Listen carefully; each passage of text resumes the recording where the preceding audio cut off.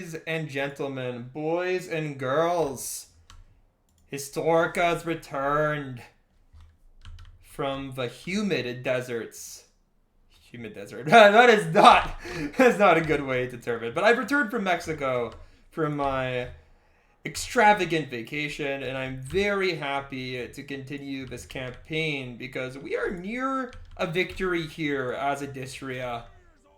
The young Historia, at the age of 13, only could dream of such a charming and successful campaign of Adistria, for I've wanted to actually win a campaign as Adistria for the longest time, but this lofty goal has always eluded me. So now I am here, hoping to win, and let's just get right back into it. I will recap briefly. This is as much for you as it is for me, for I've been away for a week, as I mentioned. But yes.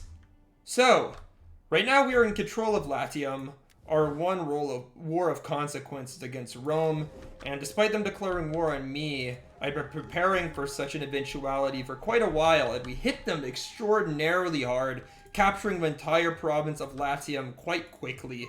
We have 3 armies in Italy that are currently recovering from the intense conflict, or intense battles that has given us the province. And Rome is also under siege from, well, several directions, particularly Carthage as a thorn in its side as they're operating from the remnants that they have in Mauritania. Our strategy against Rome involves a 2-pronged assault, one in Italy and one over here in Africa, where we've already captured 2 settlements and have started to reform them. Rome's African provinces are in peril as some of the local tribes are also raiding, and hopefully we're going to capture this settlement because 20 versus 16, an army versus a garrison. I mean, this should be a no-brainer. I just don't know when these cowards will finally mount their assault. We have troubles, though. Primarily a rebellion in Egypt that we have just, summoned the Thracian noble to deal with it, although that's going to have to wait for next turn. But it's a Ptolemaic rebellion, so we're going to have decent Hellenic units to push against me. Otherwise, Nabatea, which has a sizable amount of land, is quite hostile, and on my border we have 1 army here in Judea. Quite reasonable army, but just 1 army to stop it. Similarly over here, over here in the Bosphorus, we have 1 army that stands its ground against, well, a smorgasbord of just various Caucasian tribes, which are all very hostile towards me, although my ally of Pergamon is sort of keeping him at bay. And well, we have a reasonable amount of alliances here with these 2 civilizations that we liberated, as well as Pergamon. So we have allies in this region to hopefully keep these Caucasus tribes from raiding me. So I do need to maintain control of the Bosphorus.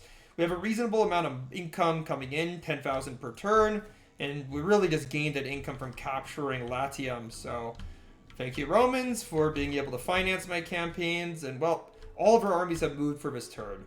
So what I'm going to do is create some new armies to set up against the Romans in the north. One will start in Hellas, where I hope to recruit some Cretan archers and the like, the local Greek units that are just so powerful.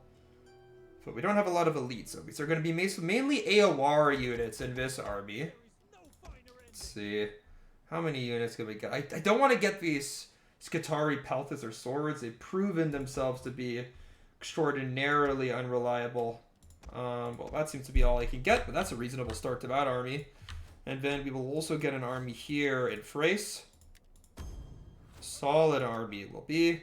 This is where we have the vast majority of our elite warriors concentrated, so this army will be significantly more reliable and powerful. When it comes to our forces in Italy, there will inevitably be a rebellion next turn. And yeah. Alright guys, so basically what I'm hoping to do here is to fight and beat the Romans as quickly as possible. There's really no point of holding back. I need 10 settlements to end this campaign. 10 more settlements, that is. So there's really no point of showing an immense amount of restraint. I just need to be able to steamroll the Romans as quickly and aggressively as possible, be able to capture all of these settlements that have minuscule defenses. Although you see two Roman armies in the north, near Massilia, that are over Gabbering speed. They're gonna hit me in Italy soon. So it's not like the Romans don't have forces. They have plenty of armies at their disposal. It's merely a matter of being able to swat them away and continue to capture territory. My two-pronged assault through Africa should garner immense rewards, for the Romans have not really challenged me in Africa. My favorite quirked up Jewish boy? Thank you. Thank you. I appreciate that. I am truly a quirked up man. I am the king of quirked up, although so many people have called me quirked up. I'm starting to believe it myself. Perhaps I am a quirky dude. Ooh, Bithynia wants a defensive alliance. I mean, they are at war with those Caucasus tribes that I don't want to face, so why would I reciprocate this alliance? There just doesn't seem to be a lot to gain for me. Seems that they just want a caretaker to hold their hand and defend the Bithynians, and I don't want to do that. A military alliance where we get access to their provinces for the sake of the win does seem better. Agents, rebellions, yada yada yada. All the things I sort of expected to happen happened. Now, let's go see what progress we can quickly make. This army should be able to make its way to Thapsos, or close anyway. Let's see. Man, I don't know why these guys don't just pounce on that settlement. I do want them to take it for... I don't want the Romans to have access to my flank here in Africa. It's sort of exposed, unfortunately.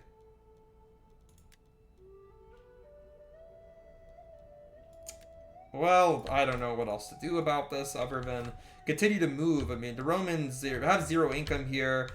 The settlement seems to be rebellious. I mean, you can see to -40, so... Yeah, I guess that the Romans aren't really going to be able to use this settlement all too well anyways. And I'll just keep this army in my territory, and I'll put them into a patrol region stance, so at least Africa doesn't have terrible public order.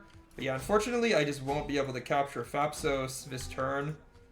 But whatever, we're going to be right near Carthage at the turn's conclusion. Meanwhile... I mean, none of these armies are really recovering anymore. Probably because there's a shortage of food in the province now. I mean, we'll shut down this rebellion. I wanted to keep two armies. Who would win in a fight, the Cholo God or the Gypsy Overlord? Truly, the Gypsy Overlord should be unparalleled in his prowess. I would most definitely say the Gypsy Overlord. So as I was in Mexico, Mexicans are Cholos, right? Like, isn't that the slur for Mexicans? Is it?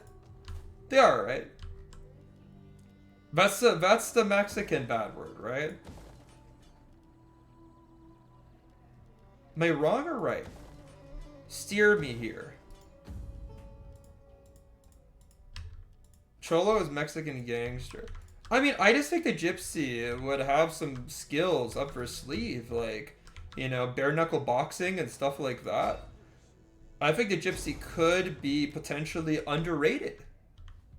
I don't know if that's a somewhat controversial opinion, but I back the Gypsy. Okay, well, this army... Problem is that if I pursue them, then we're going to be out of range of our garrison, and my one unit here couldn't possibly handle all of these rebels. On the other hand, the rebels are not that good. The Ptolemaic swords are not that good. Egyptian bowmen are meh.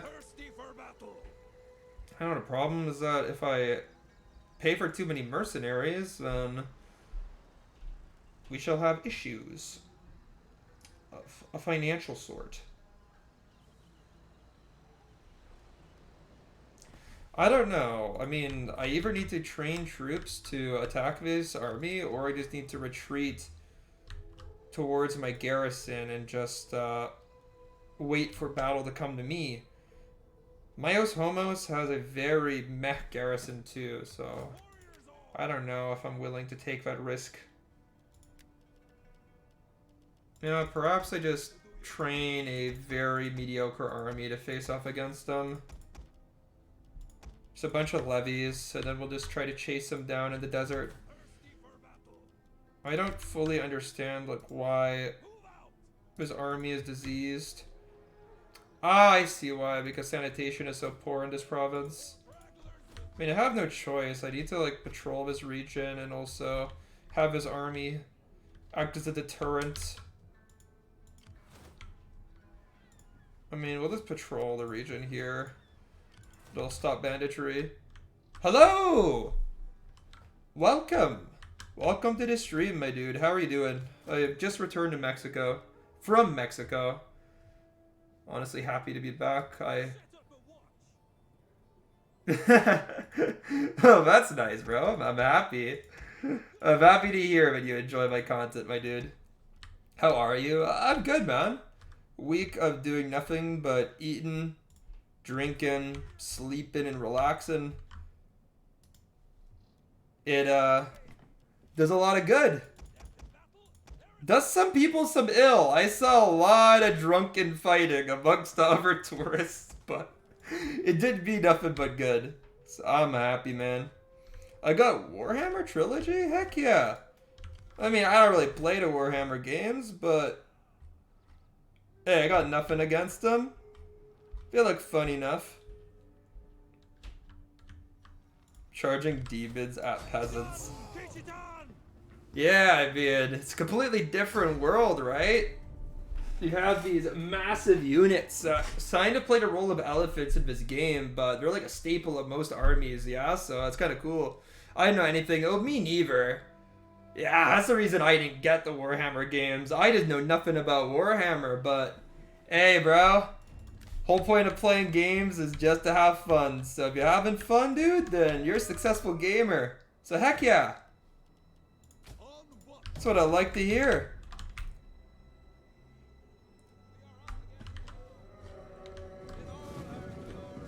Let's see. Now this army that I'm using here, it's got nice flanks of these late Thracian swords, which are just going to demolish the garrison swords, I expect. But then we have these 4-axe spears in the middle, which are extremely stable. I mean, a melee defense of 24 is obscene. That's like Spartan level. And 61 morale is also crazy. Like, these guys will outperform many Spartan hoplites. But they are going to be slow to the field. Like, I don't like how units look the same. Thracia OP. I mean, these aren't even Thracians, though. These are Greeks. These are just standard 4-axe spears. Colonist 4-axe spears. But I got deleted. Like, you got destroyed? Or did your game bug out? As Rome? You know what? When I played my first DEI campaign, it was also as Rome, and I got absolutely wrecked. I overextended myself so much, so yeah, don't worry about it. DEI is a tough beast to master. Or a tough beast to even become accustomed to if you're just used to the base game. But heck, once you get used to it, then you can destroy it. Thrace has access to some great units as your campaign progresses. But I wouldn't really call them OP. For your early game, it's crap, dude. You have to go up against Macedon, and Macedon is so much better than Thrace in the early game. So you have a tough start, believe me. But yeah, as you go on, like, you really appreciate the Thracian units. Furry what? I'm gonna draw Furry Porta. Hey, man! Twitch is turning into the Wild West. Have you seen those streamers that just, like, pretend to be naked and shit? But yeah, I mean, I'm just gonna charge with Garrison, because my dudes... Come on, the Thracian warriors, we don't shy away from a garrison, a pathetic Roman garrison, grown fat from the wealth that they sit on. Look at that, we even got our Tribalian Lancer, just giving these guys a nice headlong charge, pretending to be European knights. We don't care. Our Thracian warriors are amongst the Romans, stabbing at them with our Ramphias, with our Sicas. Cutting down these Italian swords. Well, my general needs to go join combat with these Romans. While my while my colonist spears do the work for me. Artistic nudity, hey man. I'm gonna draw you like my French girls.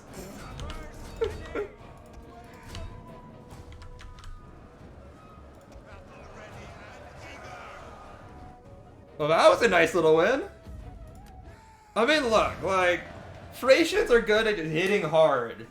And garrisons are not good at being hit hard because they don't quite have the discipline of a regular army, so I do have to admit, Thracians are quite good against garrisons. But, yeah, I mean, my Thracian warriors did excellently.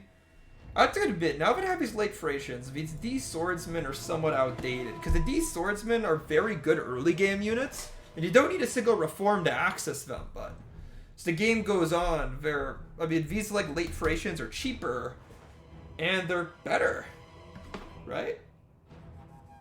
Got muted in Nightwear chat for asking how hard his dad beat him for becoming a Bro, I love Nightwear, alright?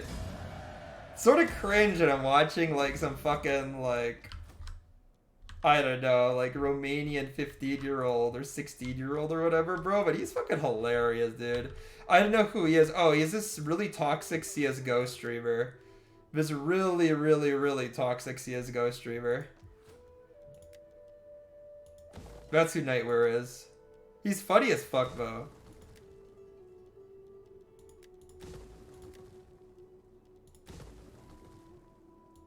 He is 18. Yeah, he's pretty Balkan. That's a good way of describing him. He has like the vibes of like a Balkan meme. He is Romanian. Nightwear is Romanian. I don't even know why I heard Nightwear is Romanian. Nightwear is Romanian. That's where he heard it.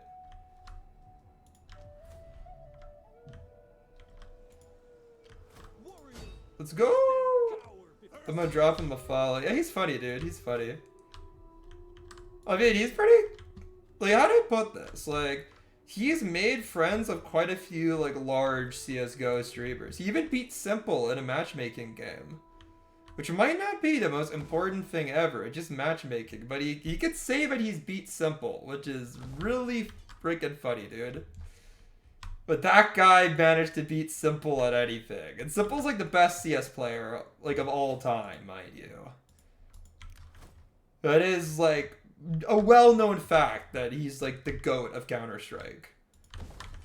So Nightwear beat him. Which is just stupid, bro. It's just funny. It wasn't CS2 though. It's a caveat. Okay, so we've captured another Roman settlement. That puts us 9 settlements away from getting the win here. I mean, the more important thing is that we're just eliminating Roman control of Italy and such. It'll be great once we've done that. I mean, not only as like a moral victory, but just as like a... What do you think about the recent wave of anti-Semitism? I mean, what is a Semite? I don't even know. I mean, anti-Semitism, I mean, I assume a Semite is just like a Jewish person. I mean, I know, obviously I'm a Jewish. It's not good, dude. It ain't good, but as per usual, people blame us for all sorts of stupid things.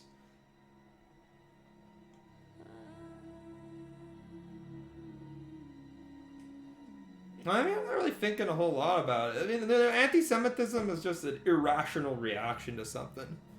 Like, there's like Jews that are getting like stabbed in Canada because of like what Israel is doing.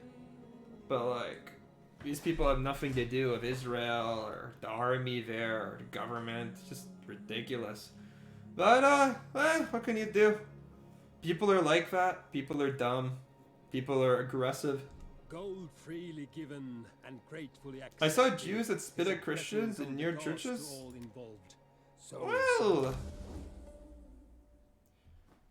I mean, what do you want, man? Religious, like, Orthodox Jews do all sorts of antagonistic things towards other religious groups, as do, like, all people of an Orthodox faith. I'm not saying like all Jews are nice or anything like that, but I don't think that like any group can be called all nice. There's bad apples amongst them. And honestly, I don't even like Orthodox Jews myself, to be honest. They're really freaking weird to me too. As like a secular Eastern European Jew who's, you know, I'm ethnically Jewish, but you know, my parents are from the USSR. I consider myself to be more like influenced by Russian culture than Jewish anything, so I don't understand Orthodox Jews at all, bro. They're fucking weird with those hats and shit. Believe me, they're just as weird to me as they are to you, probably. Yeah. Yeah, I say so. I mean, you know, я говорю по-русски очень нормально. Speak the Russian language at home. I'd say I'm pretty much Eastern European, with the exception of being born in Canada, which is, you know, where you're born is probably the most important part of your identity. You know, where you grew up, the people you've known. You know, Romanian English, learning Spanish. Ooh, bro, I was in Spanish class all throughout high school, but I didn't learn anything, unfortunately. Classmate knows Russian. I am sure there's a lot of people in Romania that know Russian. I mean, like, don't like the older people in Romania like know Russian pretty well? Moldovians. Oh, okay. Yeah, that makes sense. I've met Moldovians that know Russian like better than me. Like the older people probably like speak it way better though, right? Because they wanted, you know, the USSR was a powerful country. They wanted to court that ally, but for young people, English is like the more valuable language, right? So it makes sense. Like, why would young people learn Russian unless they just had a particular interest?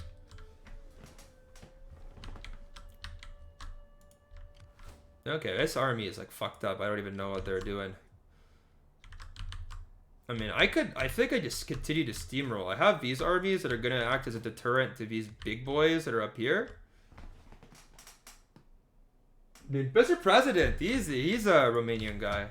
I thought you guys knew each other for some reason, because I suddenly had a lot of Romanians following my stream. I'm like, this can't be a coincidence. You guys know each other, right? This isn't a fucking coincidence. There's no way this is a coincidence. It's just a bunch of random... You guys don't know each other? What the fuck? Yeah, President. He's Romanian, man. He's a level 100 Romanian. Level 100 is correct, right? Or are you higher level? Where is he from? Well, I don't know. I don't know the city.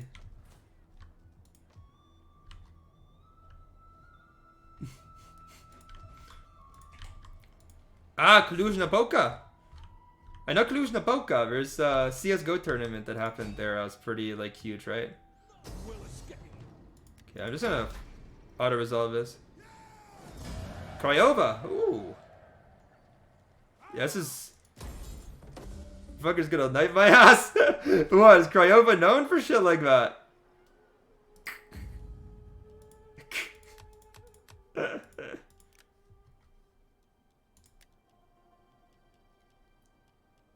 To be fair, I am from the city in British Columbia where the knifing happens. Alright? I'm well aware of like what being from the knifing city is like, bro. You guys are known for Hungarians? Ooh. Yeah, don't worry. It's usually like... The city is known for crime. It's usually like kind of a hyperbole, but... Whatever, dude. Fucking hell. So just randomly a bunch of Romanians started following my stream. It must be because of a time I stream at. Like, it's gotta be, right? Okay, well, this army accidentally went into the water, but there's really not much I can do about it. Don't knife me. But don't tell a guy from Craiova what to do, man. That's just gonna make him want to knife you more.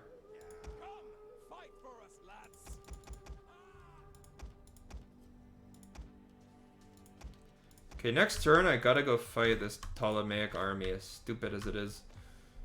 Gotta put them down!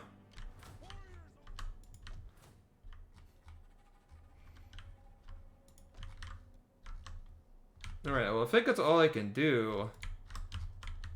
It's pretty good. We captured Taras.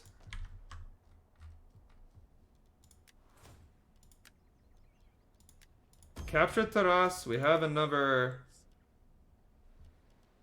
army here. Just to stop a rebellion from succeeding of 2 armies in the north that are defending. It's not too bad. And the next turn we should be able to capture the province of Africa. We're making steady progress, boys. Steady progress. Meanwhile, my armies that are recruiting in southern Europe are going to go up north to Pannonia soon enough. Shouldn't take too many more turns, so we'll have reinforcements to go attack the Roman north.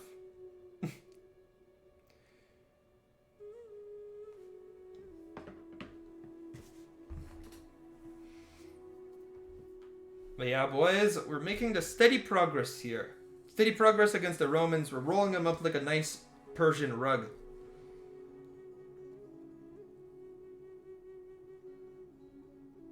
But yeah, I don't know, boys. An anti-Semitism question. It looms on because there's really nothing to be done about it, right?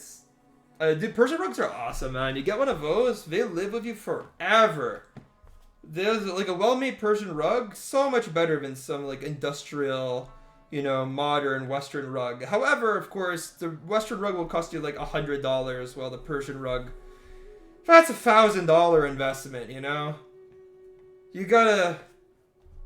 The gods weep. But I don't know, man. If I buy like a rug from a place like, you know, just a furniture store around my house or whatever, that thing's not gonna live for very long. I mean, yeah, like a nice one? I mean, that's what my parents actually said, like, because they're from Ukraine, right? And they said that, like, they had nice Persian rugs over there. But, yeah, if you buy one in Canada, they are like $1,000 Canadian. Oh, man. Missing taxes? I mean, that's a problem with, like, having high banditry. Sometimes you just lose all your tax income for, like, a turd. I mean, it makes sense. Persian rugs are just based.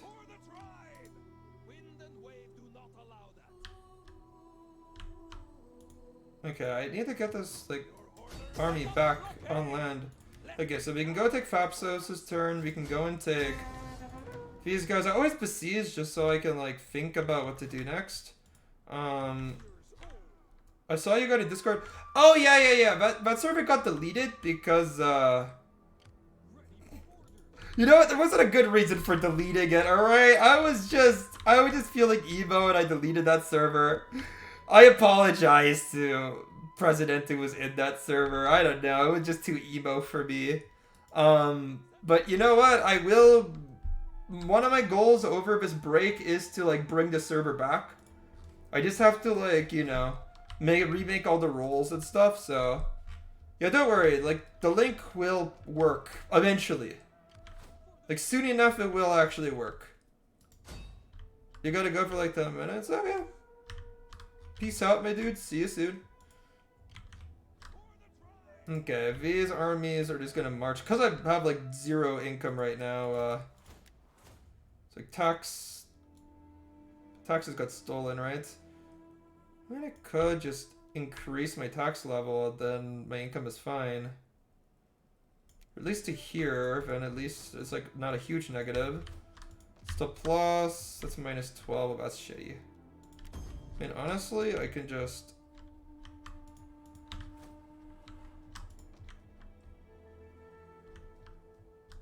Could just introduce some interesting edicts, that'll help. Whatever, Taras, we'll just wait for a second.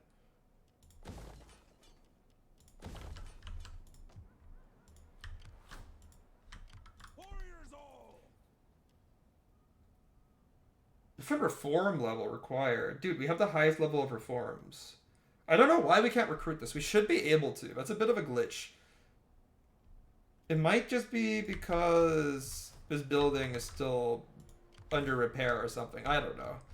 But we'll see. So these 2 armies, they're still recovering somewhat.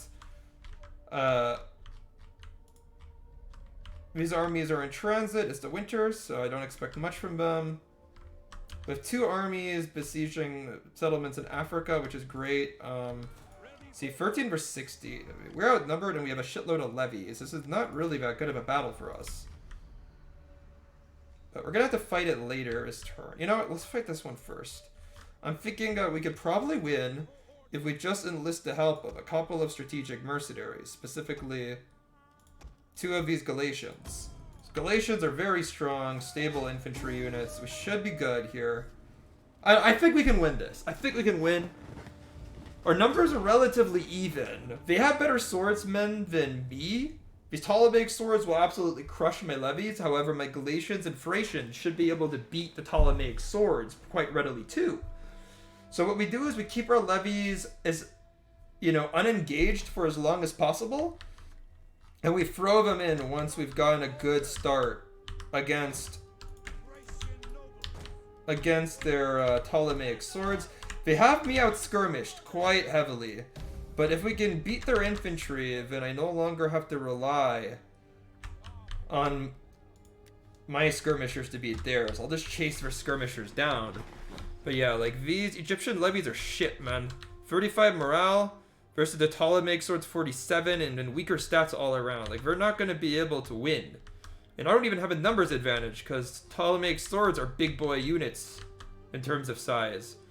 The only thing I can rely on is that these late Thracian infantry are somewhat better than their Ptolemaic swords. I mean, they are better.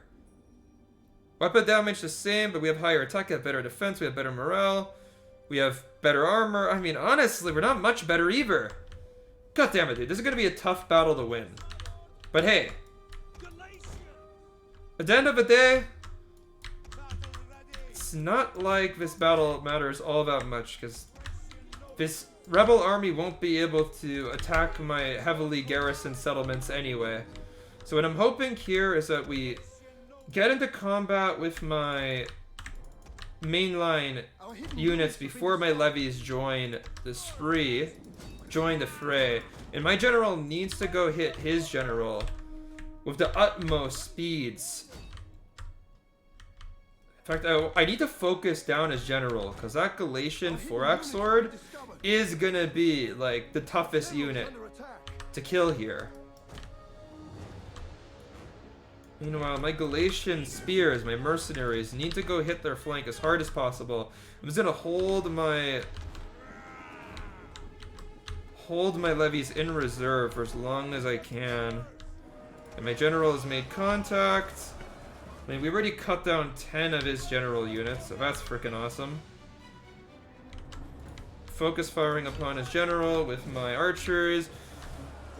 My Thracians release their spears and then charge in.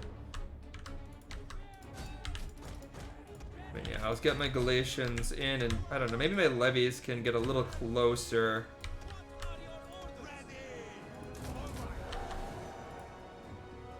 We'll just pop my abilities here. I don't know, do we really want to kill the enemy general? That's the thing. We can get rid of this unit, and it looks like they're already shaken. They don't like dying this quickly as elite warriors. They find it wasteful. And if these guys go down, then perfect. Perfection.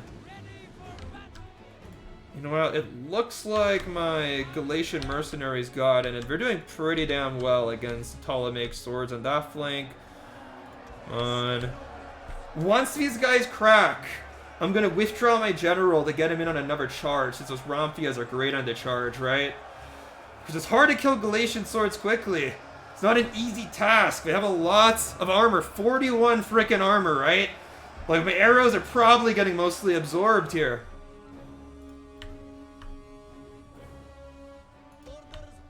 Yeah, my levies are holding back.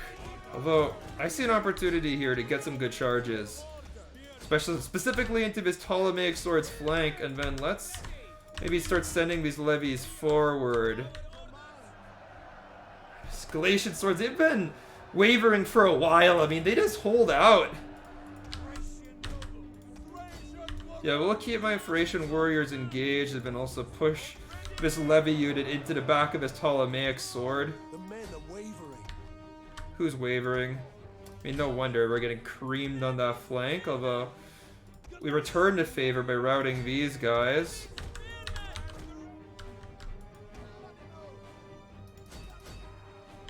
crap. Our men flee the field of Yeah, my levies just aren't holding out, which is to be expected, to be fair, but these Ptolemaic swords are just freaking better, man. Yeah, my archers are gonna... our men flee the field. my archer just pursued the enemy general too much. The good thing is that my men who routed, you're making burgers? Hell yeah! American style burgers?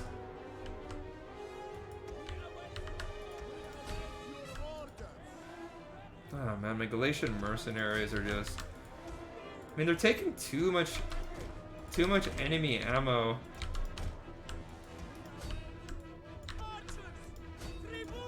Nice. Burgers are nice. Like smash burgers when you like push it down, or using like egg as a base, or what? No American cheese. Oh, bro. Like, you have to be completely like insane as a European to eat American cheese. Flee the field of battle. Like, I would never freaking do it ever. You can only find real cheddar. Oh yeah. Smash, yeah, Smash is my favorite. It's just so easy to make.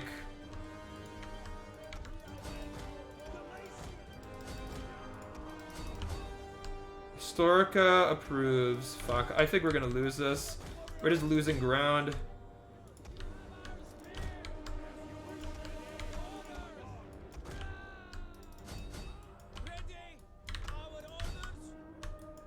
Infantry is not capable of holding. I mean, we're inflicting casualties upon the enemy, but then my general is also in rough shape. He's outnumbered. I mean, yes, we are shooting into the rear, a quite unarmored rear of these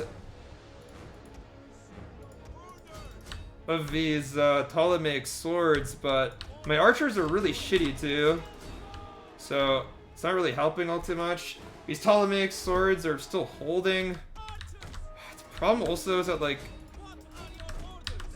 the enemy spawned in with some very well experienced units too, which is a bit of a problem, you know?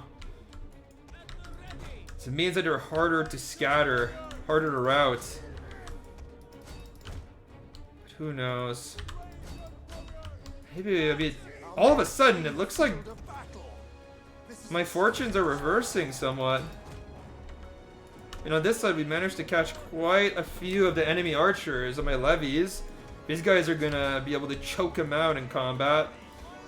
Oh, these Egyptian levies are going ham. They managed to slaughter some of these Ptolemaic swords. Put them too tall for me. It hurts in 100. Yeah, like, dude, smash burgers are just better, bro. Like, Our men flee the field of battle. they're just better. They're more pleasant to eat. They taste better. They're just better. Okay, you know what? These Ptolemaic swords are gonna probably destroy these spears. These archers, but I can maybe charge them with a levy to make it a little better. Then we can go hammer his general with a nice Thracian noble charge. Nice! Okay, we broke them. That's huge, that's huge. We just have to chase down this general unit. If we can kill the leader of the rebellion, then perhaps it'll just end. Then we can send these archers to go support. Okay, my Thracian noble can go charge down the sword. Yeah, I mean, this archer is going to be doing some great damage by shooting this guy in the flank. Okay, suddenly things are looking a lot better. The enemy is just routed. A lot of our men are gone all of a sudden. These archers shouldn't last. Yeah. We outnumbered the enemy so much too, and they're just down to archers. Yes, okay, they're fleeing from the field. Oh man, I am surprised I won that. It looked like I was turning, the field was turning against me, but you could see here. But it really truly was my noble who did a lot of the killing. These Galatian spears did really well in the flank. They tanked out so many swords. Also, I'm just lucky that the enemy didn't have more swords, because if they did, their main line would have held. But I outnumbered them in the infantry department a little bit too much. But yeah, I get you with the burgers, man. I used to make smash burgers all the time when I was cooking more for myself. I mean, now obviously I don't really have to do it all too much. You know, I got the Eastern European mom doing a lot of the cooking, but what? That's a bit of a glitch there. Yeah, there we go. I mean, I think we should just be able to auto-resolve chase these rebels down, which... I mean, that was a nice little win there. Helps me stabilize the province of Egypt quite a bit. And also, in these times of economic peril, where my tax money was stolen, it's going to be a great advantage to be able to just disband this army permanently. Perfect.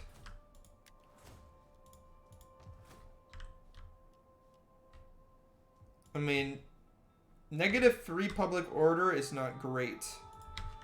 I'm gonna be real, it's not great, but it's workable.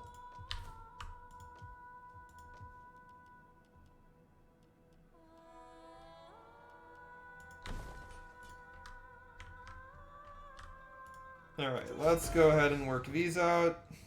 I mean, I never play siege battles out, they're just so annoying in DEI, in my opinion. And I think provincial instability is going to be crap either way, so I'll just slaughter a lot of these people. There's some units I can get here. Really not a whole lot. Okay, this is like a unique building here with the Carthaginian port, so we'll grab it. Yeah, I'll just go for this building.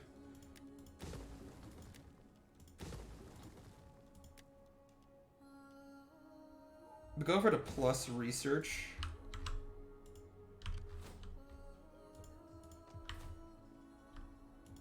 I don't know where the rebellion in Africa is going to break up, but it will. Ooh. Okay. The Romans finally lost that little settlement that I was observing turn by turn. I mean, I want to play out this battle. I'm just going to go check out if there's anything else worth doing. Right, I wanted to kind of just wait here.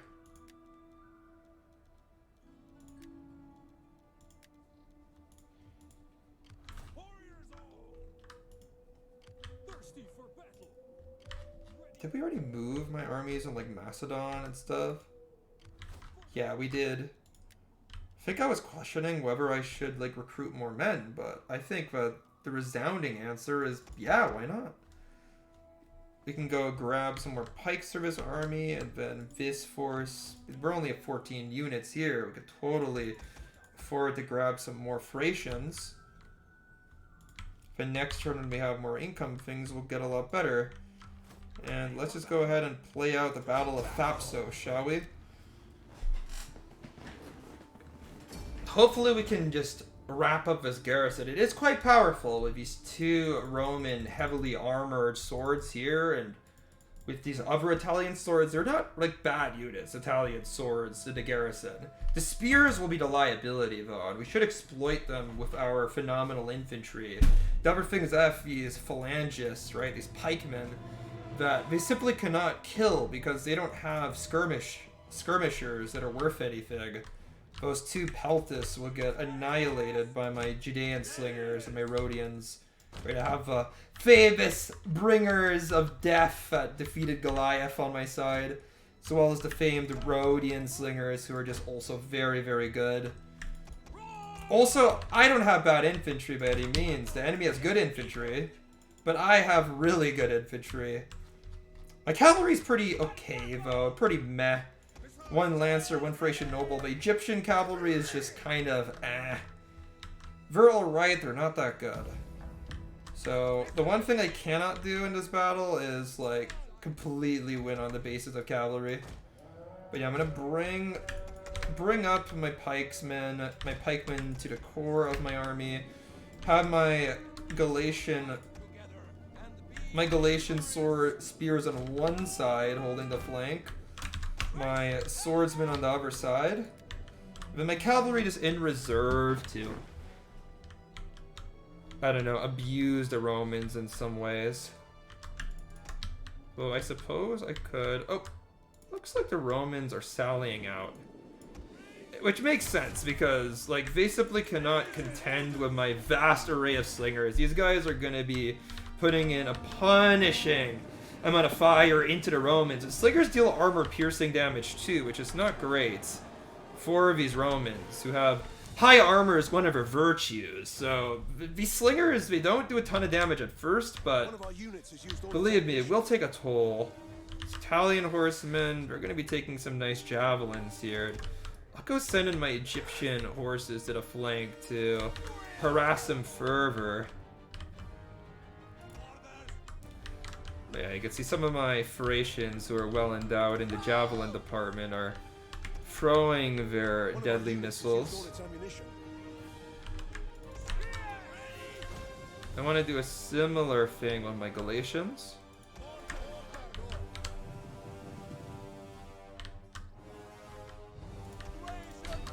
Yeah, we gotta make sure about these late Thracian infantry get a good charge. I mean, that's what these guys are for, right? Meanwhile, I don't know if we're gonna attack my pikes straight on here. It looks like they will. Believe me, that's not a good idea. Like, you don't want to go into the pointy spears, especially with these garrison marines who are some of your better units, right? I mean, they're just throwing them away at this point. My Galatians, they're gonna have their hands full dealing with Romans, though. These Romans are not bad by any means. On this flank, I think that these Italian swords will steadily lose ground. And I want to go see how effective these Thracian Romphias are, because I actually haven't used a late Romphias yet. And the early Romphias were a little bit underwhelming. Also, my Galatian spears, they're just really freaking good mercenaries, man. Like, these guys go up against a lot of infantry and win successfully. But I have to admit, the Ptolemies are quite blessed to have such effective mercenaries readily available from the start of our campaign. Yeah, over here, we're gonna have Romphia against Italian sword. Let's just go see if we can hack and slash our way past the Roman defenses. I mean, 10 kills right off the bat. That is pretty damn good. Our general charged in, hopefully effectively. Yeah, you can see my Galatian spears doing great damage.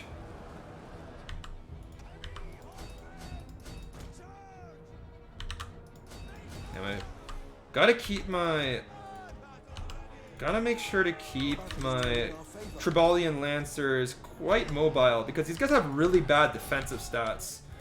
Like, they will absolutely destroy somebody when, like, charging them, but if they get stuck in combat, they honestly kind of suck.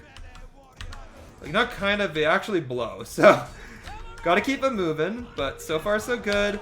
My Galatian spearmen are gonna... Honestly, they're encircling the Romans despite being outnumbered. These units are big, right? They're large-scale units, so they can do that against the Roman small-scale units. And my general is going to hit the rear. It's not even going to kill, like, an absolute crapload of Romans, but it's going to cause panic in the ranks. Nobody likes having snarling horses at their rear. And there you have it. The Romans sallied forth. They picked a fight with the wrong people, though. I mean, my slingers did pretty remarkably.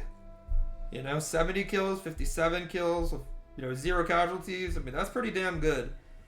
Liked how my Thracians, they did pretty okay against Roman Italian swords. It kind of shows their value. My Galatians did really, really well handling the heavy Roman swords like that.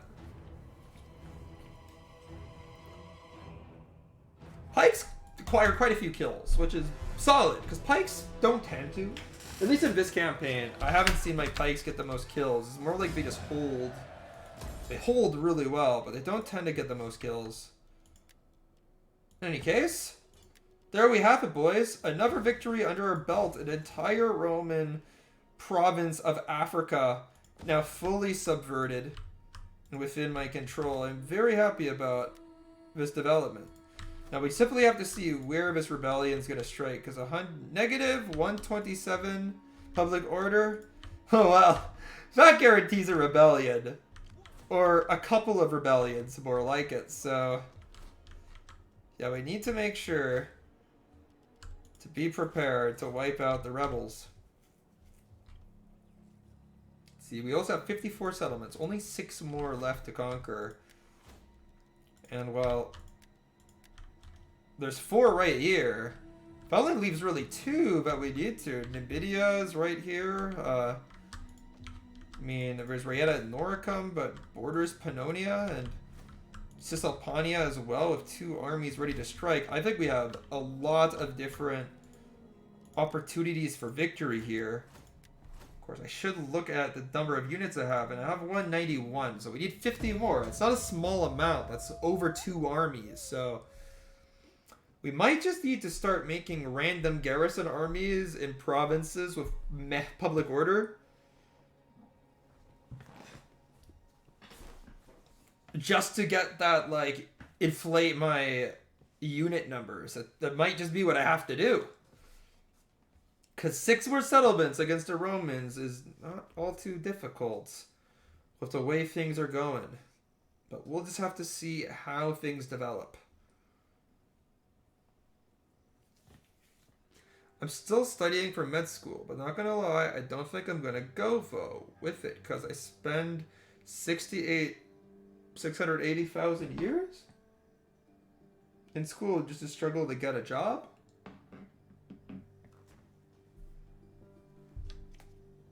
I mean, medical school is one of the longest educational journeys, although I don't necessarily think that you'll struggle to get a job.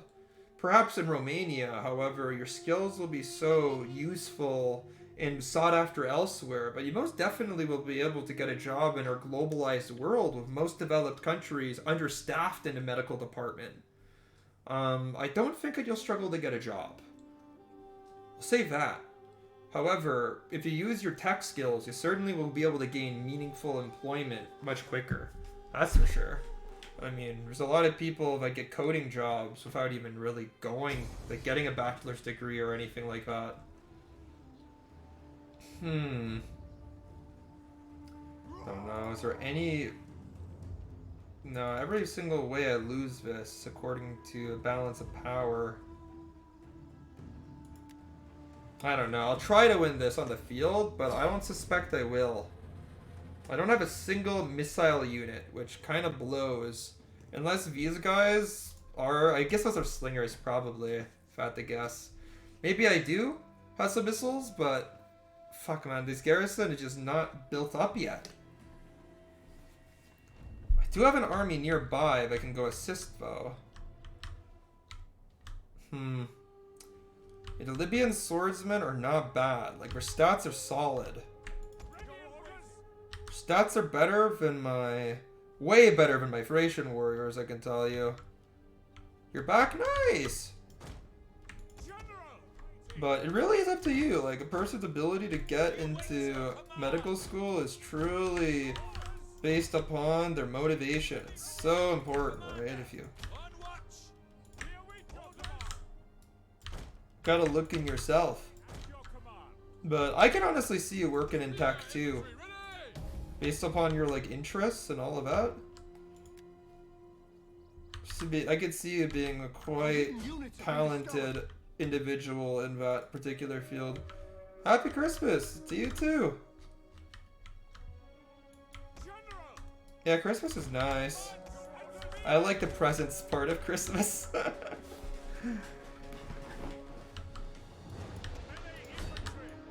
I'm just gonna try to beeline for the enemy general. They're sort of doing the same thing to me in a much less pronounced sense. Enemy general is taking a lot of casualties. One of our units has used all its ammunition.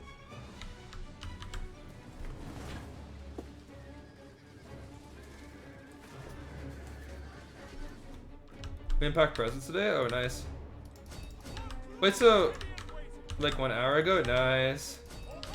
Yeah, I just tried to bought myself a new iPhone. You got a basketball? Oh, nice. A little bit. Yeah, I mean, that's cool, dude. You play basketball, or is it just something you're trying to get into? I assume you do, if someone bought you one, right?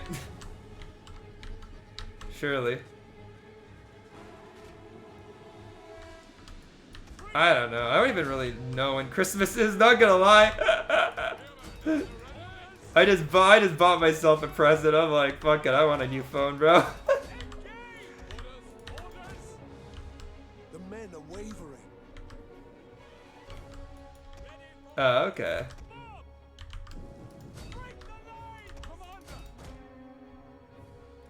I'm just trying my best here, but it's gonna be so hard. My units are so shit right now. Our men flee the field of I battle. got them one. This is a shameful display. Oh, nice. Okay, nice. That sounds wholesome as shit, dude.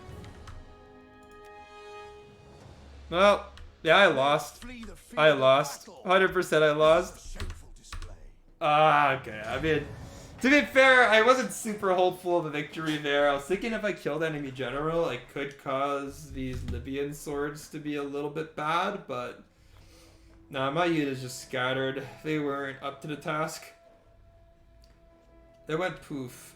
My old ball broke. Yeah, basketballs do that.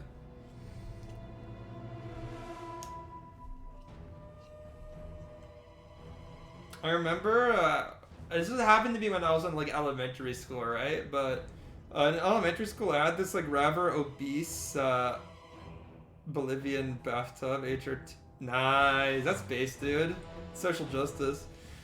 When I was in like elementary school, I had this really like obese friend, right? And we were like playing, you know, the Nintendo Wii? Like I had one of those.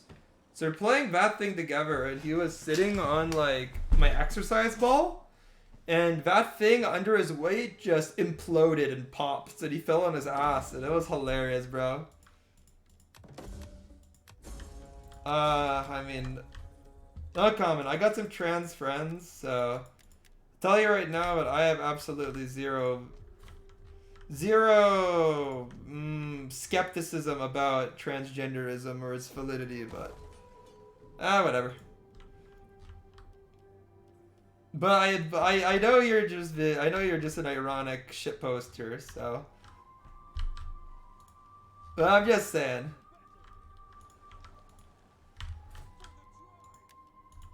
In any case, let's see what we can do here. I mean, I'm just gonna move his guys into Pannonia so we can actually go and fight some Roman armies with them. And these guys, they... I don't know, I can go like to Patava. There we go.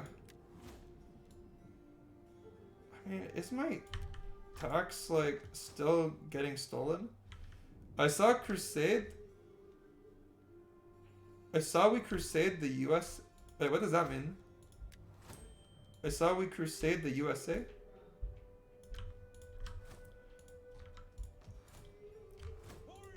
So my income is like really bad right now. I need to... Ready for battle. What do you think of LGBT?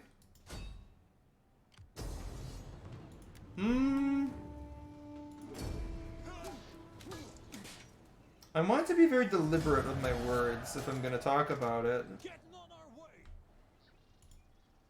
For the tribe. How would I put this? I don't care. How would I put this in a way that makes sense? Oh, no worries. I assumed that there was some sort of typo or something, because I'm like, that just doesn't, that sentence just doesn't make sense. How do I put this? Like, a lot of people, especially on the internet nowadays, have issues with LGBT people, right? I mean,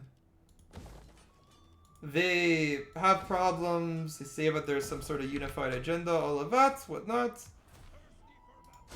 I don't believe any of that. In fact, I don't believe it. I don't have a single problem with LGBT people or whatnot. Career suicide live on stream, exactly. I don't have a single issue. I have several LGBT friends, and I don't question their life choices or anything of the such. On the other hand, I frankly do not care about LGBT issues, if that makes any sense whatsoever. And that should make sense. However, for whatever reason, now you need to say that. I simply am utterly indifferent to whatever internet arguments are raging about them and all that. See all of them is incredibly stupid, if anything. Like, I think that being transgender or gay or whatever, it's an entirely valid life decision. I frankly just don't really care about the whole... Like, if someone asks me, what do you care about LGBT people? I simply say, they're alright. Because, I don't know, I just think them as the same as everyone else.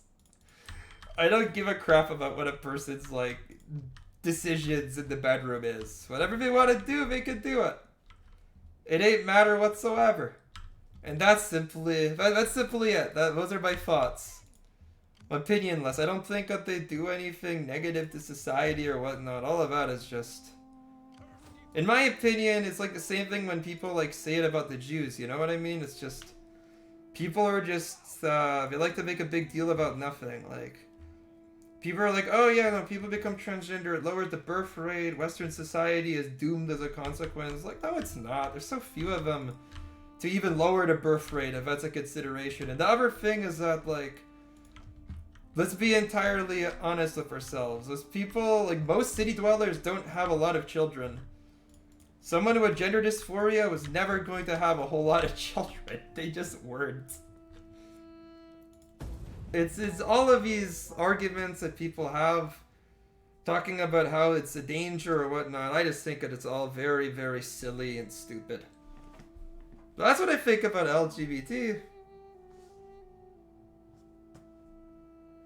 I support them morally. I'm not an activist by any nature, though, and I do not at all have... Like, I don't think negatively of them in any way. I don't think particularly positively. Like, I don't place them above anybody else that's a human being either. I just simply so indifferent to the question of LGBT stuff. It doesn't matter. People that are pro them and against them like to make this into like a huge problem that everyone should care about it. I don't think that anybody should. Like, who cares? It's just a bunch of people that like to do funky stuff in the bedroom. That's all it is.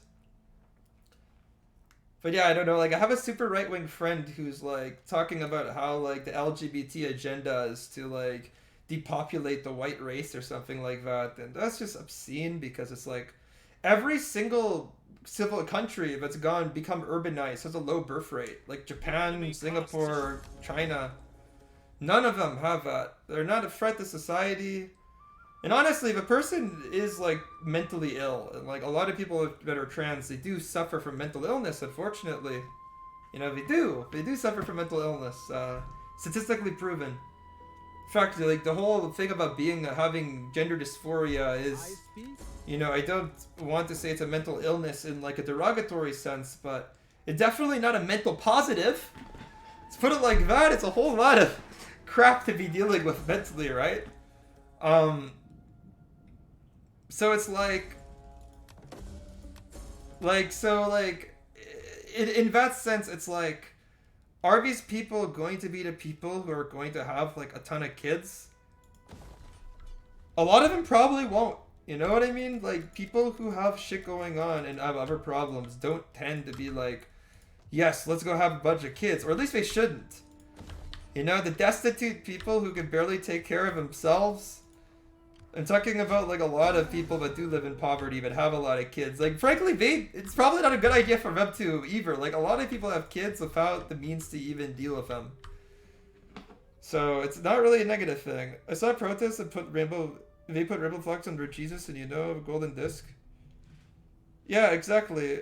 Right? But if like it's a gay couple that's got their shit together and they want to adopt a kid, that's fine. They'll probably make very good parents. I mean, not worse than anyone else anyway. I saw protests that put rainbow flags near Jesus, and I mean, see, the thing is that, like, if you look at Jesus's message, right, I don't see why you would have an issue with, like, you know, anything LGBT, because in theory, like, Jesus was forgiving enough to forgive his own murderers, right? And that's the case, why would he care, like, a person like sleeps with, right? Like, he wouldn't, right? He wouldn't give a shit. I don't think he would. A lot of his followers would. A lot of the apostles would. But not him. I don't think that he would. Yeah, for 1%, they don't have an impact on the birth rate. It's really weird, right?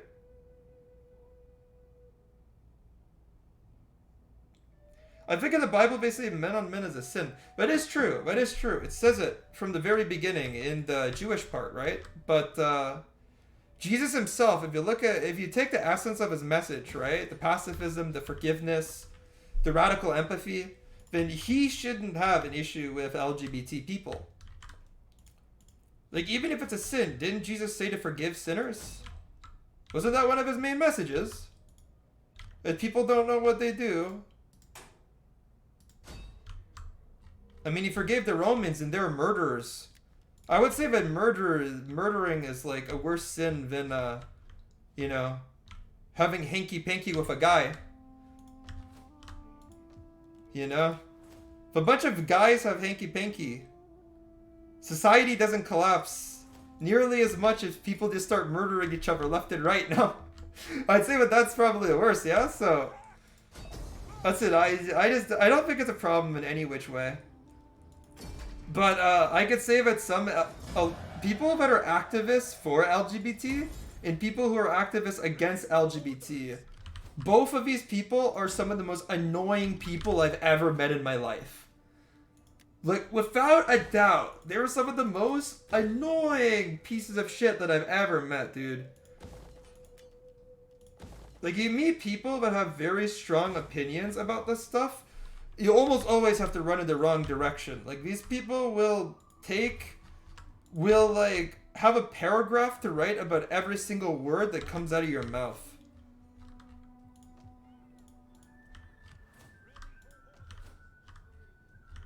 The BLM? Yeah, I mean, I don't understand why it's become like in city university I go to, right? If you say negatively about BLM, it's like a kid. It's just equivalent to just hating black people. That's the way it's perceived, right? I don't know why that is. Have people like looked at the origins of Black Lives Matter? Have people not seen there were like protests before the George Floyd stuff? As an organization, they are not particularly they're not a particularly good organization, okay?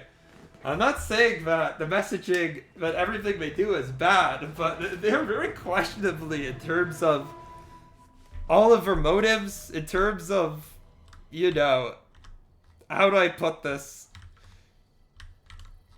In terms of their methods, in terms of the beliefs of some of its followers who aren't just like, oh yeah, black and white people should be equal. It's like, no, some people are very vengeful about historical injustices, the type of vengeance which, believe me, nobody in polite society wishes to see, okay? Nobody in their right mind wants them to be able to do that. So, I don't know, man, like... It's not the... Let's just say that you don't want people that are extremely for them or extremely against them to be in power, alright? It's just not gonna be a fun time. But the American police are also freaking nuts, dude. Those guys are... Woo! I don't know how they somehow end up shooting people that call them for help all the time. Like, random chicks and stuff. Like, they'll, like...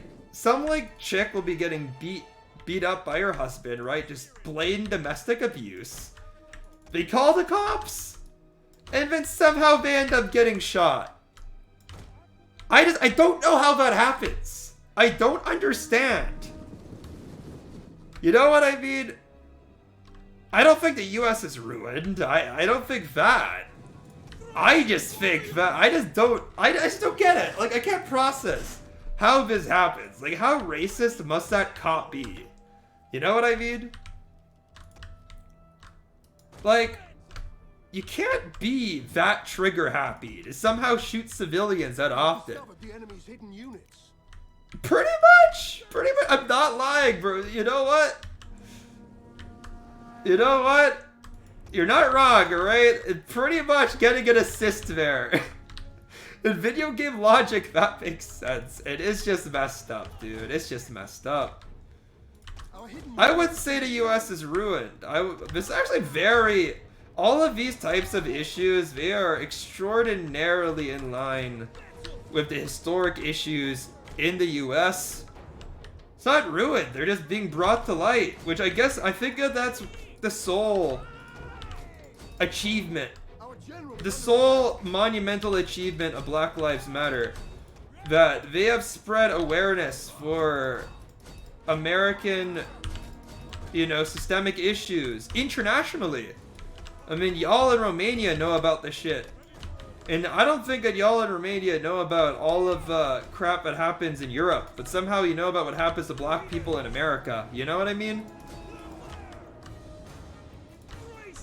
They created a humongous amount of awareness, which is, in my opinion, that's our greatest achievement. But I don't know, people have definitely, like, I don't know, due to accusations of racism or due to simply being, thinking very, like, simply, they have decided that, oh yeah, because, like, we're fighting against racism, BLM is, like, an amazing organization. Like, no, we're not. They're not, I wouldn't label them a terrorist organization, but there are, I'm just saying as an example, there are terrorist organizations that fight against racism. So I'm just saying, not all organizations that fight against racism are, like, amazing, You don't necessarily need to like them. BLM at times working against some black people, for sure. Like, that's the other thing, right? It's like, One of our units has used all its ammunition. like, black people, they're like a racial group. They're not united in some sort of, unitary organization that represents all of our interests. Yeah, but it for sure that, given, like, how anti-establishment BLM are, and how many black people work with the establishment, how many work into government, have gone to university, have gotten good jobs and all of that, right? I mean, not all of them will support BLM. Some will see them as troublemakers, which, like, they are, right? I mean, BLM's people have been, like, massively represented in the riots that happened in Oregon and Portland and stuff like that. I mean, make no mistakes that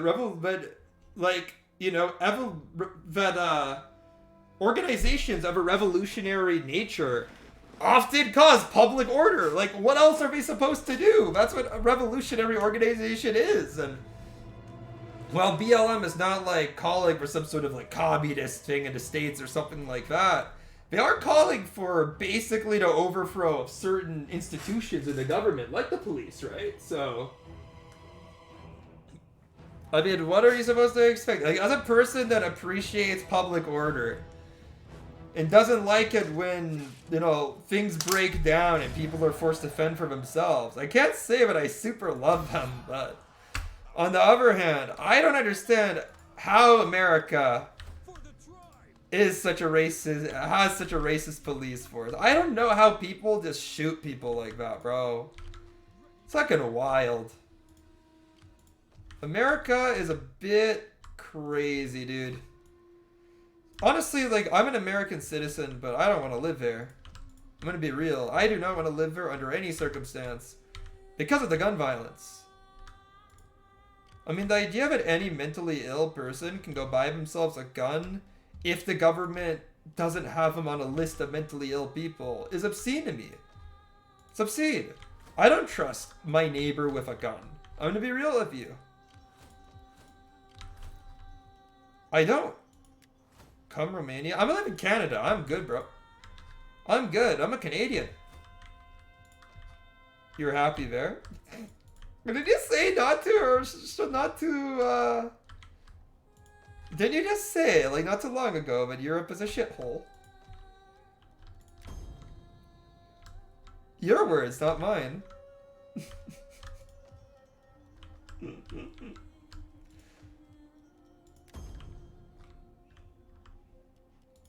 We got one of the most stupid populations.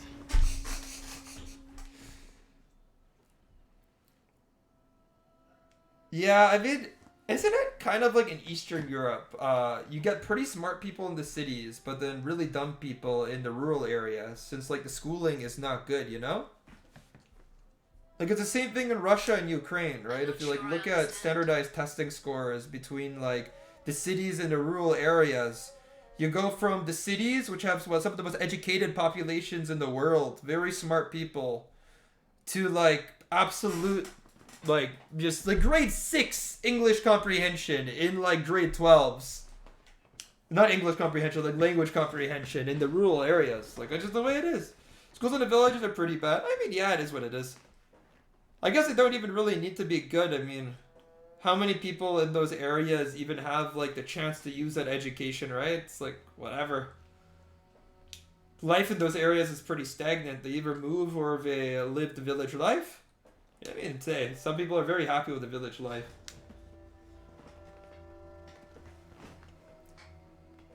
You know, suits some people. By grade 12, you need to know Romanian English in another foreign language. Oh. In theory, right? Like in Canada, I mean, if you look at my report cards, I apparently speak Spanish and French. I don't speak Spanish and French. I want the village. Life is calmer. It's simpler, right? I mean, I'm not saying you don't have to work or anything, but, you know, you work for other things. Life is chaotic, yeah. I mean, there's a certain romanticism to village life, right? In theory, anyway, but I don't know. I don't think it would suit me all that well. But I don't know. There was a time where I like thought to myself, you know, very romantically, like, you know, what if I just lived in a village and just had to work to make food, and you know, I understood why I was doing things all the time, but jeez. I mean, that's what a lot of intellectuals thought in Europe in like the 1800s. With a lot of peasant anarchists that would think like very dreamily about life in the villages and how it was like pretty much the ideal of civilization you'd find in like Eastern Europe was in the villages, you know, the communal village. But at the end of the day, those people didn't themselves understand the villagers, and that entire like anarchist movement was more or less betrayed by the people that they were supposed to represent. Like villagers hated them. It's a hard life, yeah. That's also the other thing, right? Backbreaking labor. I mean, there's ways of like conceptualizing it in a way which makes it sound like good in your head or whatever, but whew, I don't think many people that find themselves in a Twitch chat are well equipped for it.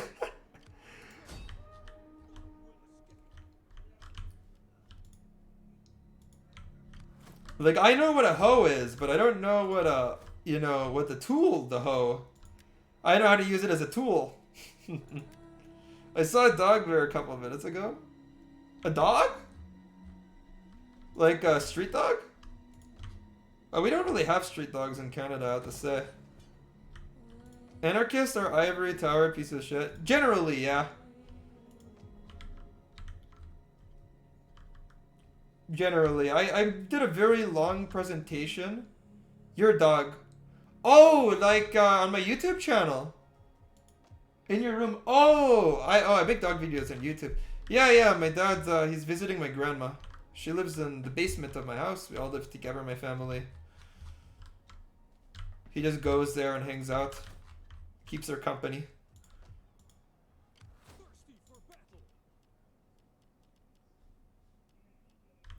Yeah.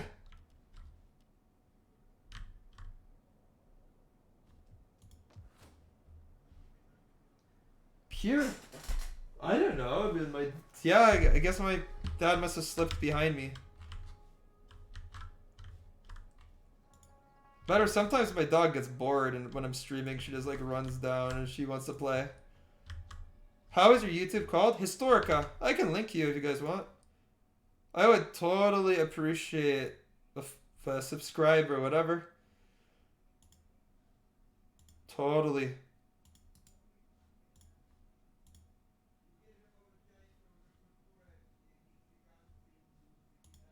Hope this link works. Yeah, my dad's a tall, bald man. That makes sense. I'm taller than him, though. Get wrecked. Okay, I'm gonna go for Siege Caspa.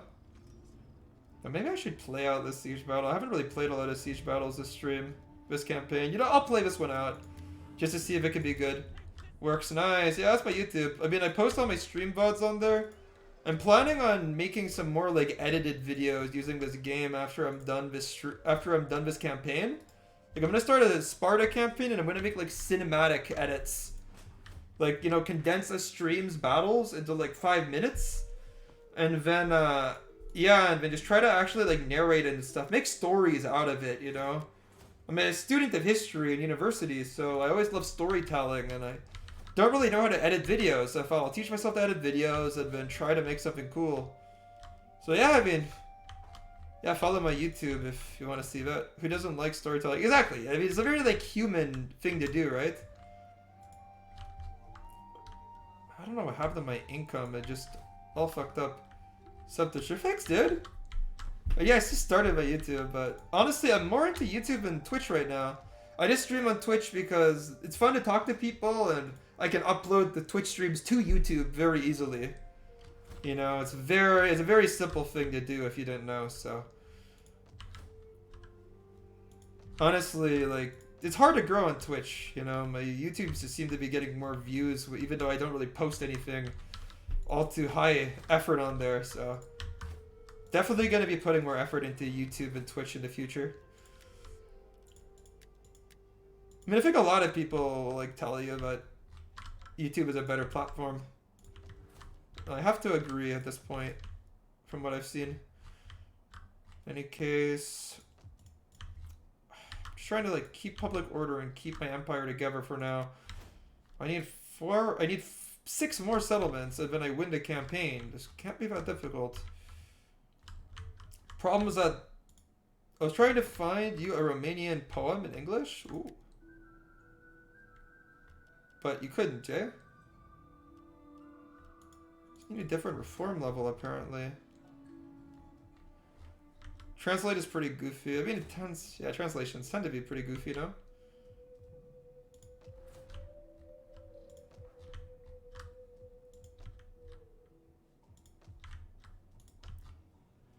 The problem here is that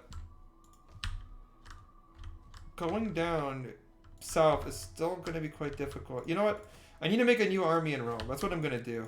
I've been trying to plan, like, how can I take this southern Italian settlement, and I figured I just need to make a new army to do it. Different reform level. Bro, I have the highest reform level. I do not understand why I keep on getting a message. It's just a glitch. I need to fix it.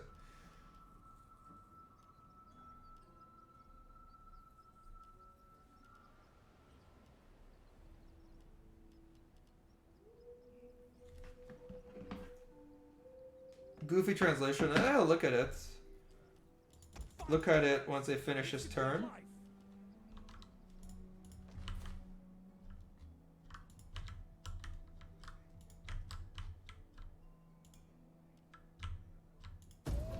What, good poetry? I'll admit, I am not the most into poetry. However, I'll look at it. I'm somewhat literate in the art of poetry.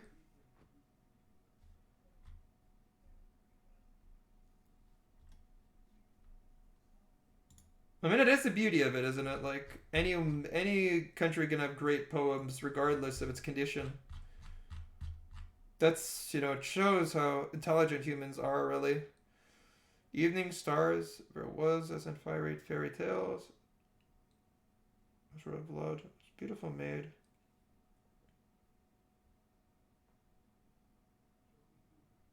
Bright like the sun at noon. Stars the moon. I mean, the translation preserved a rhyming verse in English, which is good.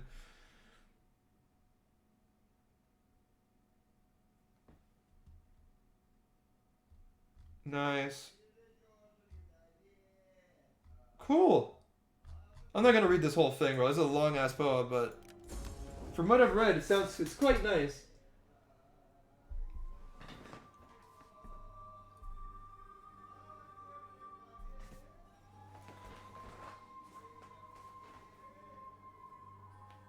But cool poem. He's clearly speaking about the nature of morality. What makes a human moral, right? What makes a human good. I like poems like that.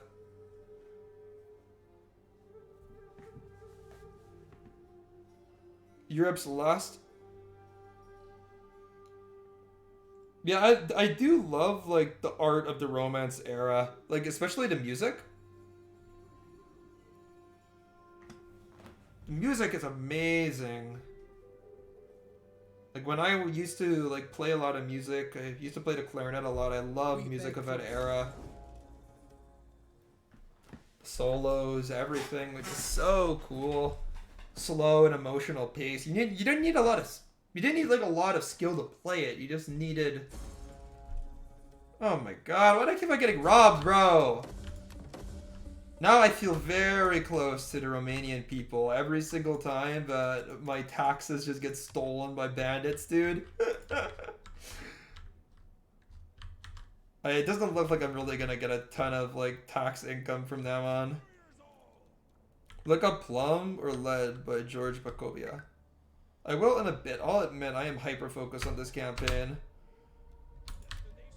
at the moment. Okay, I need to just keep this army parked because this Roman force could... Oh, actually, no, this is just the navy. These Roman forces are going to do shit. What about this army? Are we still... Okay, we're just starting to recover men. Just starting.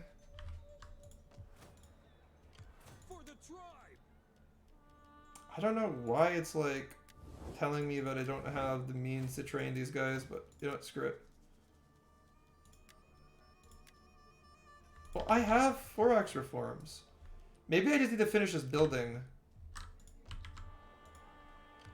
It's so weird that I can't like, it's telling me that I need different reform level. Well, this is like... Oh, this is just a weird glitch, dude. They can't even get Furos units? But I can get them if they're Thracian. That's the thing, I just can't get the AOR units. In Rome, specifically. Ooh, thanks for the link. Thank you.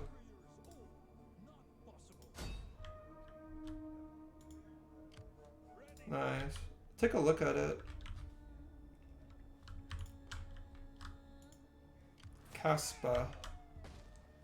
Besieging settlement.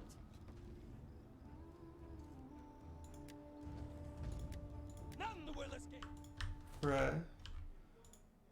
Okay, so again, we're 54 settlements left that we need. God damn it, man. Shit give me headaches. Oh, at the poem? Yeah, poetry is beautiful, but it does that to me too, bro. Don't worry. That's why I'm being partially evasive. I only somewhat like poetry. Trying to analyze it. Yeah, that's a thing, right? You can analyze in terms of like paragraphs or in terms of sentences. I analyze in terms of sentences.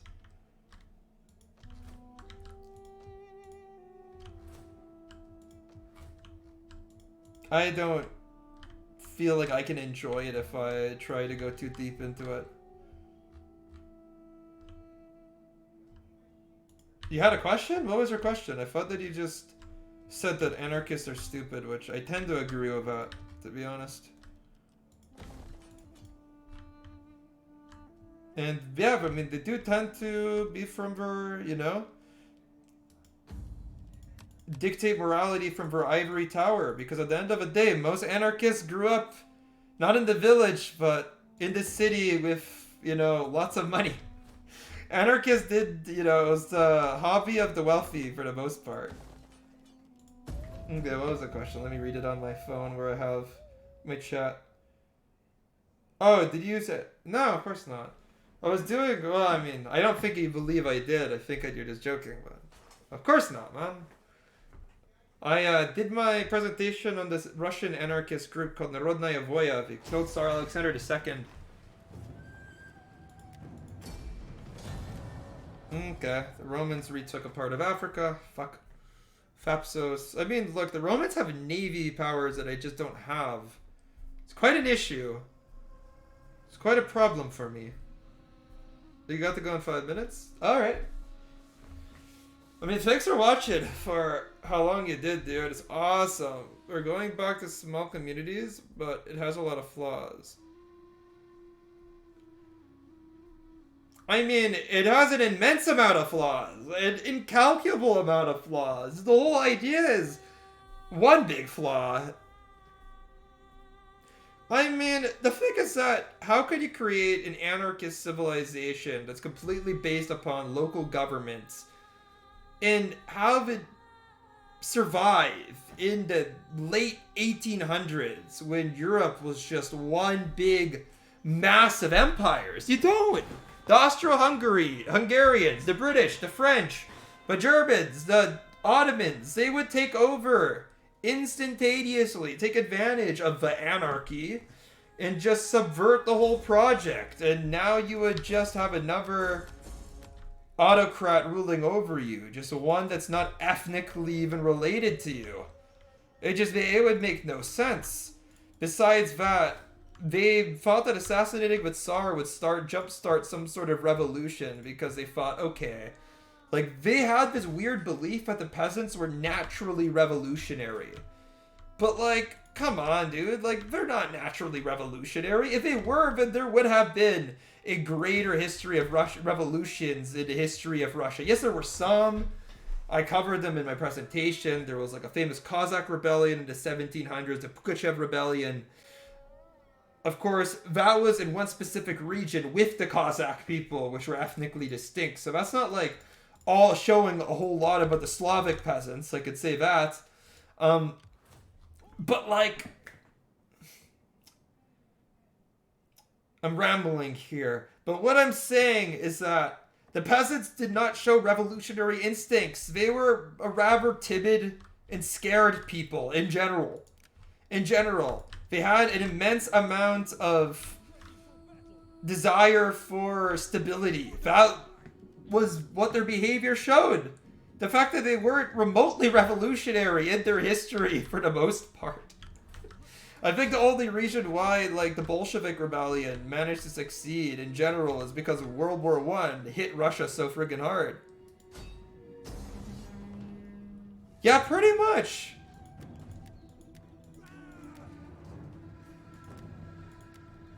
In general. I did not read it. I did not read The Plum just yet. I might read it, but I'll be real, like I said, I'm not the most poetry-centric person, alright? I don't read poetry for fun. It's cool, but you do. I see an immense value in it, believe me. I just am not a poet, man. I am not a poet. Alright, what do I do here? Like, I can send this army to Fapsos. It's 2 stanzas. Oh! I thought it was a long one. Okay, let me see it. Let me go look at it. I thought it was a long-ass poem.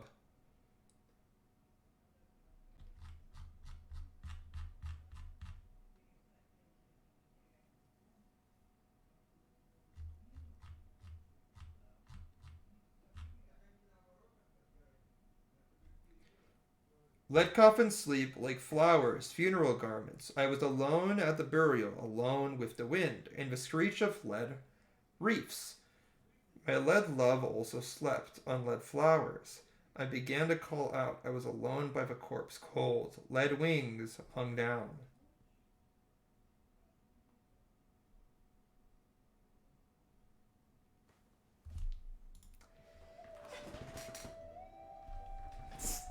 A lot of sadness.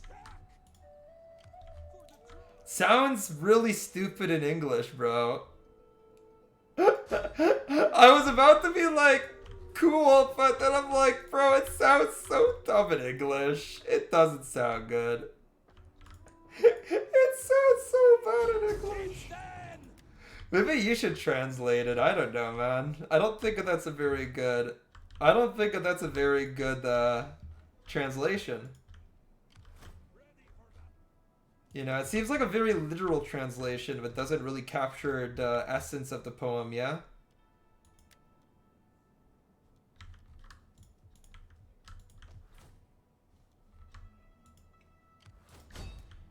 I mean, look, we're getting close to finishing this little campaign here. We have 53 settlements. We need 7 more. Fuck. Okay, yeah. The Romans are honestly holding pretty well against me, I have to admit. I'm having trouble taking over the last of his territory. And I want to be able to recruit these, like, Italian units, but for some stupid reason it's not letting me. Maybe it's just because I haven't finished these buildings yet?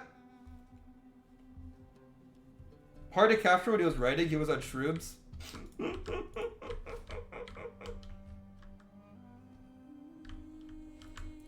That's funny.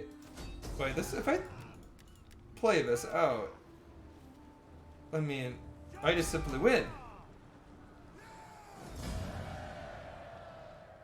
Is that like another famous national poet or something?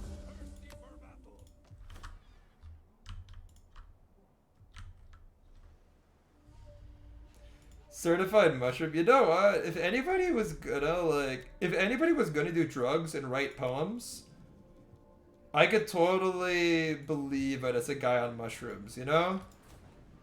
Like, if there's any drug that a person would write poetry while using the crap out of, it would be magic mushrooms.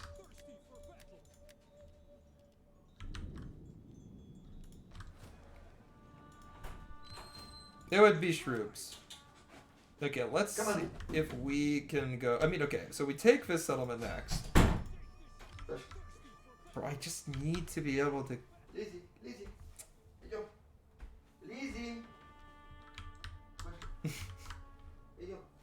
Most Romanian poems. Yeah, there was a famous French... There was a famous French... what is it? What's the word? Was a famous French symphony written while under the influence of opium. It's called Symphonie Fantastique. Yeah, when you listen to it, you could tell. You could tell that he was pretty. You could tell, yeah, you could tell. It's just all over the place, man. It's hilarious. You know, I decided I just gotta get the best Tarantine units I can get under the circumstances. Like, whatever, man. It was fantastique. You're not wrong. It was certainly fantastique.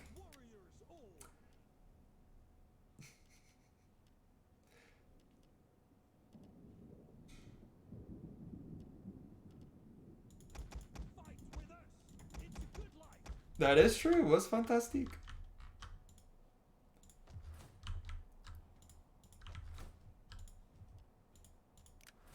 You're messaging Nightwear? What are you, like his best friend or something? How are you messaging the goat himself?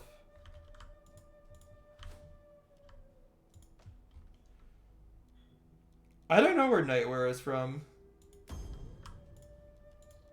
Could be from Craiova for all I know, but I didn't know he's from Romania. He like live streams all the time on YouTube. You could just catch one of his streams and ask him.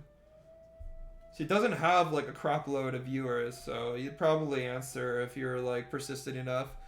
Yours is transgender. Wow, that's pretty good, dude. That's pretty nice. I mean, look, he's a pretty good looking guy. I'm not surprised. Alright, these guys sallied out in Noria. It looks like whatever commander is in charge of his Roman force decided that death is preferable to dishonor. The thing is that they have 3 of these slingers, which normally wouldn't bother me too much because Italian slingers are meh. He looks like your brother. I mean, yeah, he has a very like Romanian look to him, right? He's goofy. He is goofy. But like at the end of the day, like the thing about my army here is that I have a ton of Rampias, which means I don't quite have the most protection for these guys. Like their armor is 38, which means it can absorb a couple of Slinger blows, but the armor piercing damage is gonna go straight to their health. So we've got issues. We've got issues. Nightwear was beginning on stream. Yeah, I'm sure that's where we're going to start. But yeah, basically, yeah, these Thracian Noble, look, these Ramphia wielders are going to hit hard, right? Like, you need the top level reforms to get these guys, and they do 19 damage melee attack. Look at that melee attack. It's maxed out, dude. And what's their charge boat? It's 38. They charge. They charge almost as hard as my cavalry. Like, these guys are crazy good. So I'm just simply gonna charge these Romans head on. And I'm gonna be particularly insistent on charging their spears. I mean, I think the Romans intend for me to, because you can see that the Italian town guard are in the front line. I mean, like, why wouldn't you want your, like, you know, swords not to get charged? Okay, dude. Thanks for letting me know. It's always nice when, like, viewers don't just disappear randomly. It's all good. Honestly, very appreciative that y'all are even willing to watch my streams for as long as you do. Appreciate all the love. And yeah, you can see that, like, the Roman lines just buckle instantly. I mean, look, man, these, like, Ramphia warriors are the elite of my elite, you know? You're the goat. No, you're the goat. Bleh.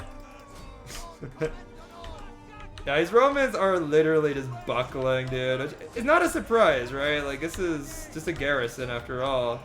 But it's a pretty big garrison, and it's always nice to be able to crush some damn Romans under heel.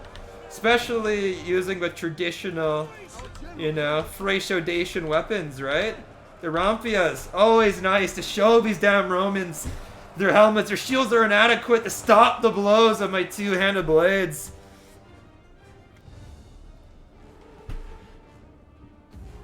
I tell your stream could get huge if you get a lucky break. Very German. Like, thank you. I mean, in all honesty, right, I think that I'm very greatly restrained by playing historical games, but I'm not gonna, like, play games just because other people want to watch them. I'm only gonna play a game if I like the game. But, yeah, I mean, you know, his Rome 2 is not really the most popular game to watch. But, hey. In all honesty, I just do it for fun. I'm not an ambitious streamer per se. I just do it for pleasure. Truly, the only reason I started streaming is because you play Total War Shogun 2 a little bit. I like Rome 2 more just because I'm a massive ancient history nerd. I played it though. Like, Fall of the Samurai is very good in my opinion. Yeah, I always kill captives when fighting the Romans, since, like, you know, Rome has many enemies and I want to befriend those enemies. That's the surest way to do so. I don't know why it's taking long to load. Perhaps Rome is attempting another attack? But yeah, I mean, I don't know. I believe that I could get somewhat large. I mean, you know, a lot of my friends, like, I mean, not streaming friends, not really friends, but people, like, I know who also stream, like, a lot of them, they have, like, similar amount of followers as me, per se, but they got all those followers for, like, networking, you know? I got, like, 99% of my followers through just, like, people following, so... Like, I know that people... Quite a few people like to watch me.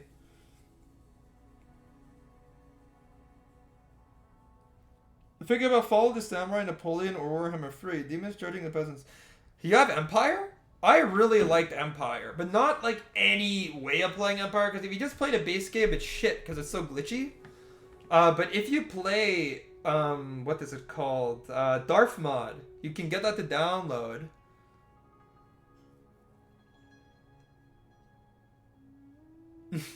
Nice. Message nightmare, dude. But yeah, like, if you play Darth Mod with if you play Empire with Darth Mod, it's super duper fun, dude. One sacrifice is needed. Yeah, but if you get Darth Mod specifically, it's better than Napoleon, because you have, like, an open map, and it actually fixes the game. But, Your next I mean, Fall of the Samurai is fun as well. Like, if you're looking for just a good gun game, Fall of the Samurai is very good. I don't know, whatever floats your boat, really. I'm gonna tell you, when I played Empire with Darth Mod, I was obsessed. Like, the beginning of this semester was spent playing Empire with Darth Mod or studying. That was it. Gotta try Manor Lords when it launches. Yeah, I've heard a lot of people like talking about it. They're saying that Manor Lord is gonna be like the Total War Slayer, right? The Total War Destroyer. I don't know if I necessarily believe it, but you pass a test, send it. What test? Like if you're a human or not? Did I feel that? Yeah, it does look good. Verify you're not a robot. Well, good luck. You already lost. That's also to the community. I mean, yeah, a lot of people really don't like the Total War devs anymore. I mean, I can't say I really like the devs all too much either, because, I mean, in my opinion, they haven't produced a particularly, like, good historical game since, what game was that? Since Attila.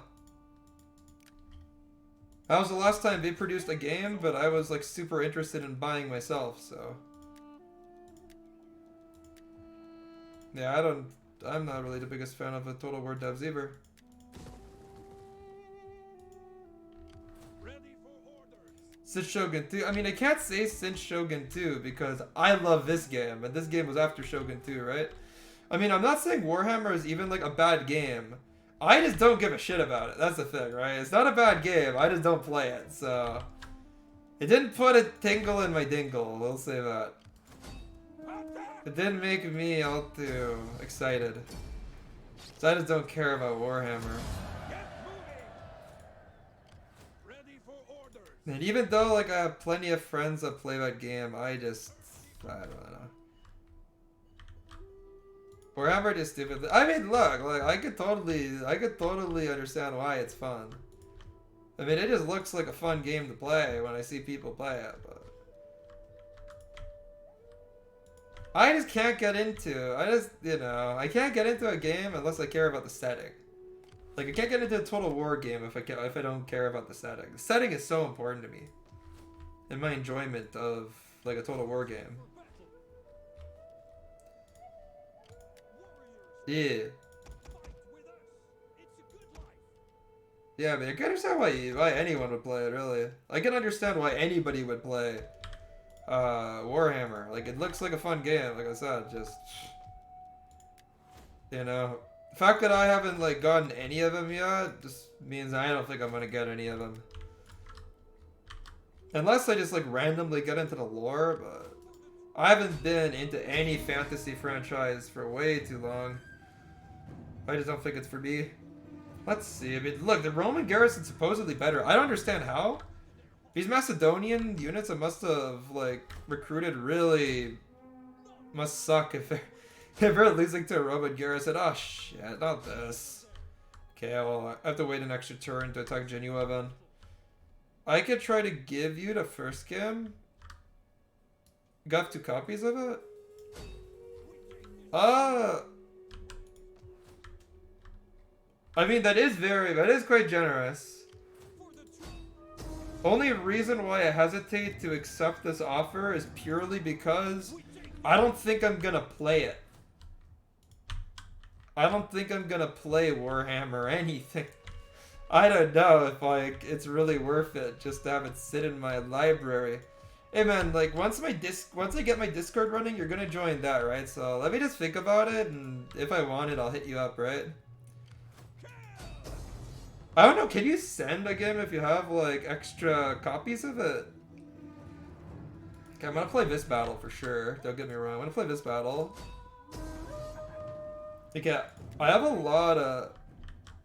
I'm gonna like, okay, I gotta see like which battles to play, because some of these are just not gonna be like worth to play. I'll play the Battle of Caspa, since I already like said this. Yeah, like go see if you can actually send it, because I'm not so sure if you can. I'm just gonna occupy it since I have a lot of money.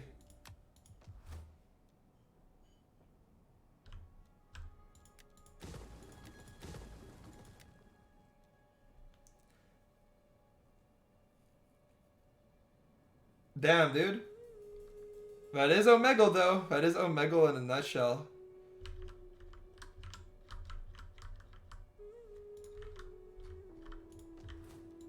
I mean, isn't like Omegle like half the people you see on there just have their dicks out? That's what I remember about Omegle. Okay, what I think I'm gonna do is I'll...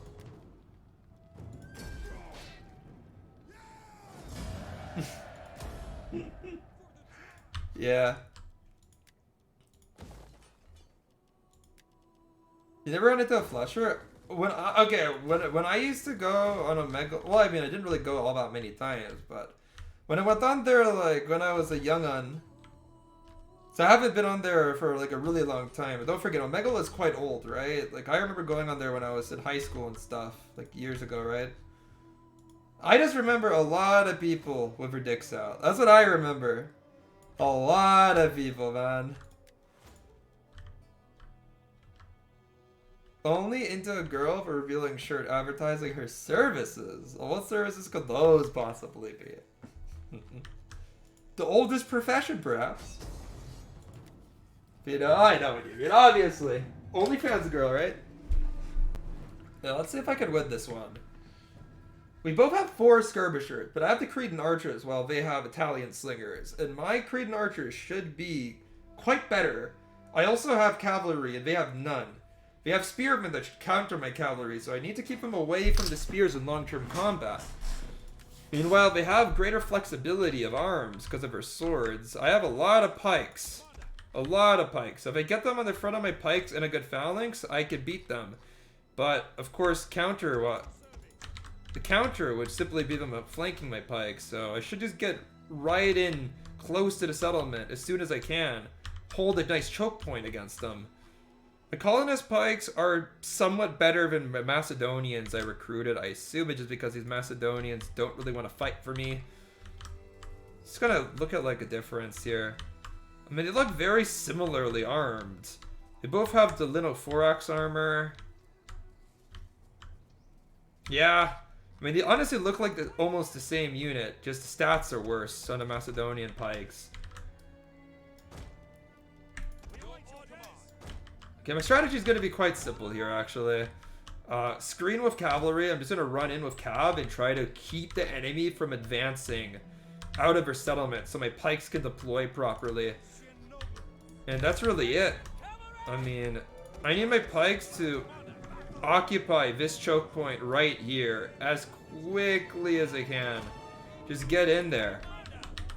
Archers can be behind them. And then I'll just have a back line of infantry. The thing is that pikes move quite slowly. So it's gonna take a while for these guys to meander over there and set up the phalanx. I mean, it looks like the Romans might just stay put though. Let's see if that's the case. Perhaps they won't once my archers get into range. I am not so sure. Cavalry is starting to take shots. Considering the Romans aren't moving, I have no incentive to just like stay put here. Twitter video of a guy in Gaza being shot at hand, maybe hostage. Yeah, I mean, isn't like the discourse around Israel Gaza is like football. People like rooting for their favorite teams. It's so. It's just so stupid. Honestly, it's just dumb, bro.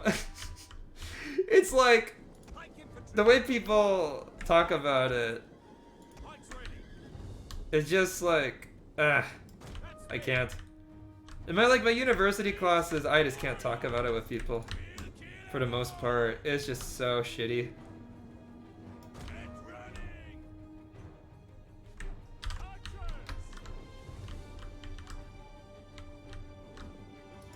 I mean, I'm gonna try to target the enemy skirmishers on my archers. I mean, exactly. They don't. I mean, honestly, I don't think anybody on Twitter knows what war is like for the most part. Very few people. Like, I don't know what war is like.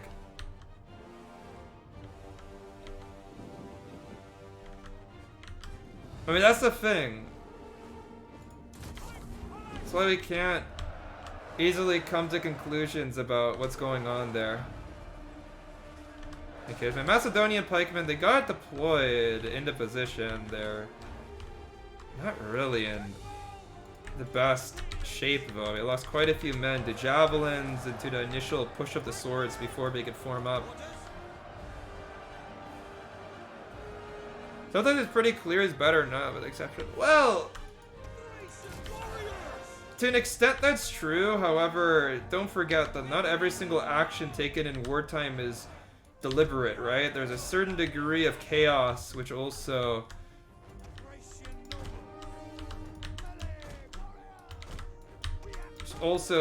changes what happens quite a bit. And I see that when you even see like what happened when like Israel shot its own like hostages and stuff, right? It's pretty clear that they had no intention to shoot their own hostages, right? It's just, it happened. It happened. These aren't the most professional troops. That's all I'm saying. That's all I'm saying. When people bash on Israel, this is not the most deliberate evil power in the world. That's all I'm saying. And I'm not saying that as somebody who's not sympathetic to the plight of normal people. I'm just saying it as it is. I feel like that's the main issue I have with the discourse about the Gaza war. So most people in Canada, but I admit, are obviously like pro-Palestine, and it makes sense why they are.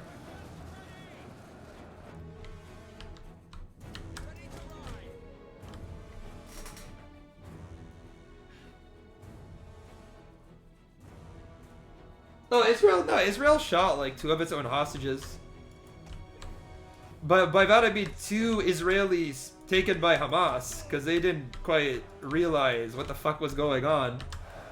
They thought that, like, these guys were like screaming in Hebrew, saying that it's us, but they thought that it was just a terrorist trick, you know? Who's wavering? I mean, I assume it's these guys. These guys didn't like form up at all. We're getting absolutely shit on. Yeah! I mean, like, imagine surviving as a hostage for that long, only to be shot by your own side. It's fucked up! Anyway, I'm not gonna talk about it for much more. It's like my least favorite topic to talk about. It's topical! It's topical, it's relevant, but... I honestly just can't. The more I abstain from the news, the more happy I am as a person. And I think it's true of most people, if anything. Anyway, on this side, these guys were getting the best of my pikes for a while because they didn't form up. But now that my Ramfias got into the rear, I was pretty good. And honestly, like, these Romans here, these cowards, they screwed up. They're too scared of my cavalry. They couldn't save the bulk of our infantry from just getting scared off of my general. Cowards to all of them. Over on this side, I think that my archers actually did a lot to like scare Romans into fleeing here against my Macedonian pikes.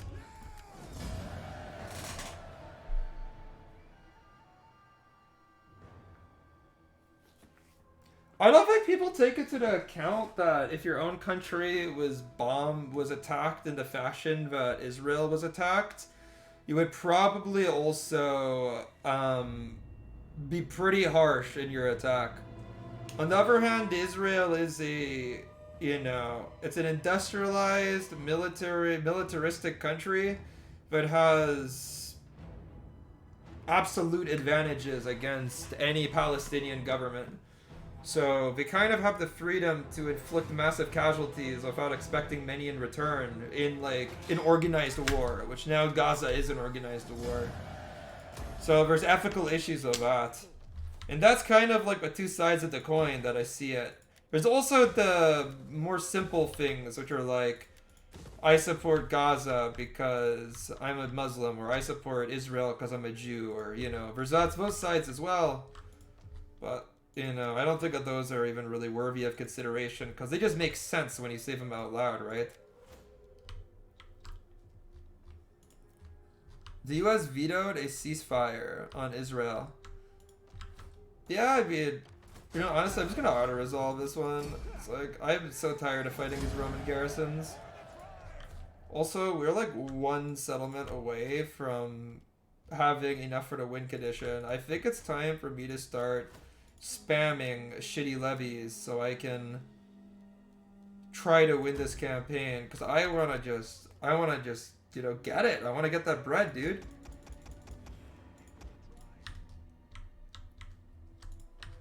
I need to figure out where can I get sheep troops to just buff my numbers. I mean, Thracian levies are the cheapest thing I can train, so I'll just train these guys.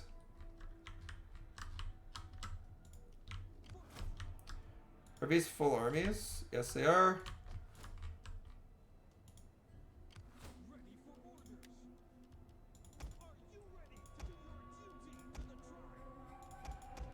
Anyway.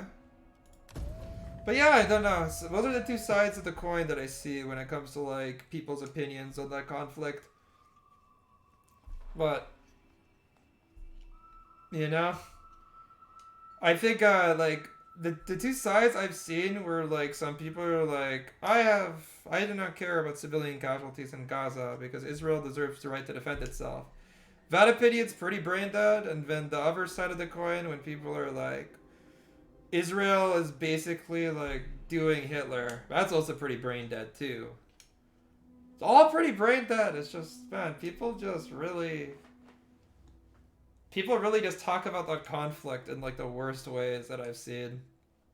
Also seen like so many people like in university get like super emotional about it too, which I really can't understand.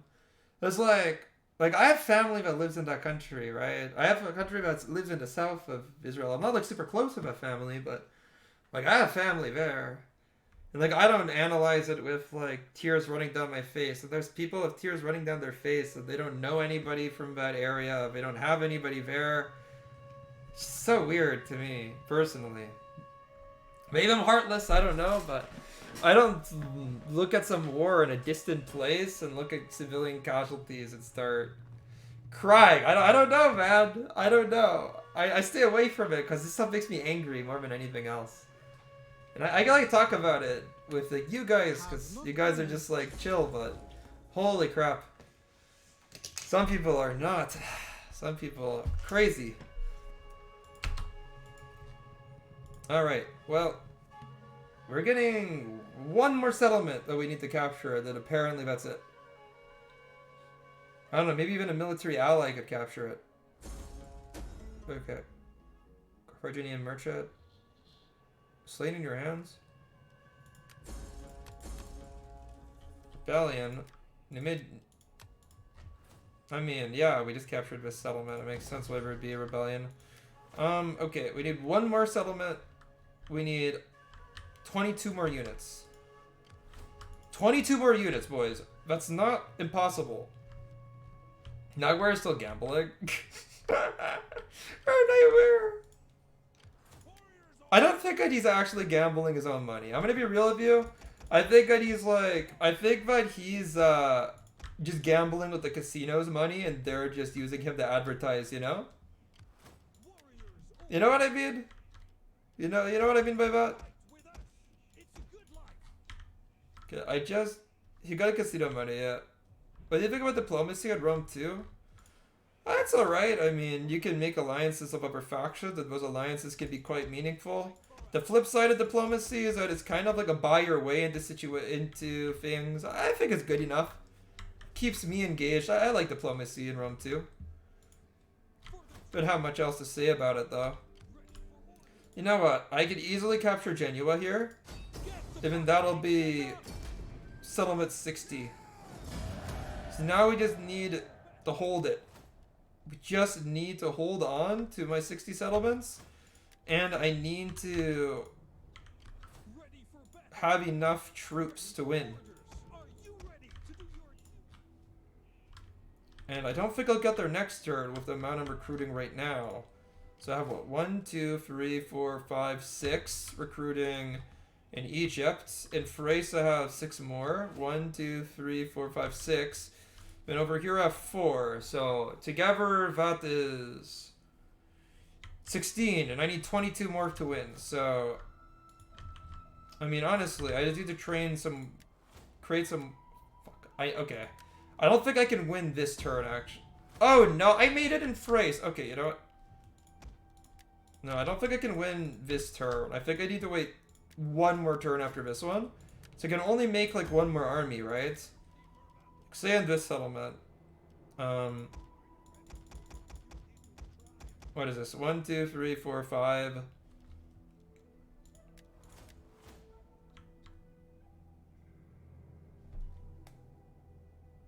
Okay, I need 21 now. I need 21. So 5 plus 6 plus 6. That equals 17 plus 4. Oh no, I think I win next turn if I... Yeah, I win next turn if I don't get attacked. Do you shower at night or in the morning? Always in the morning. I only shower in the night if I'm having... I occasionally have, like, these, like, insanely, like, lazy days. You know what I mean? Like, a day when you just wake up and you're just like, and yeah, like, those days... Sometimes I'll shower in the evening. Because I just, like, don't care about being unwashed. It's quite a rare occasion, though. Maybe, like, after exam season or something, I'd just have a day like that. Alright, boys. Fingers crossed. The Romans would need to... okay. I'm like, fingers crossed. Jesus. I mean, it's 375 versus 375. I don't think I can win this, though. And these Romans are going to... We're going to deploy these troops. I don't think that these, like, units are full. I think that they're, like, kind of small because they're naval units, so maybe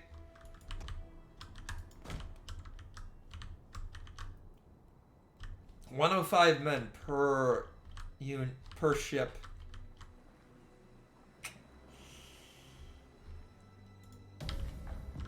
I mean, I don't know. Problem is that because these units are so small, we're gonna rout there easily.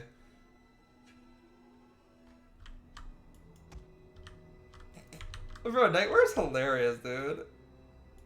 I love that guy.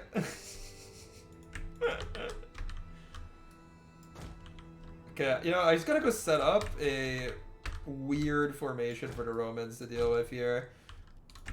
Formation when I can hit the flanks of this Roman army effectively.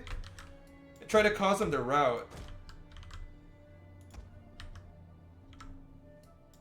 Like...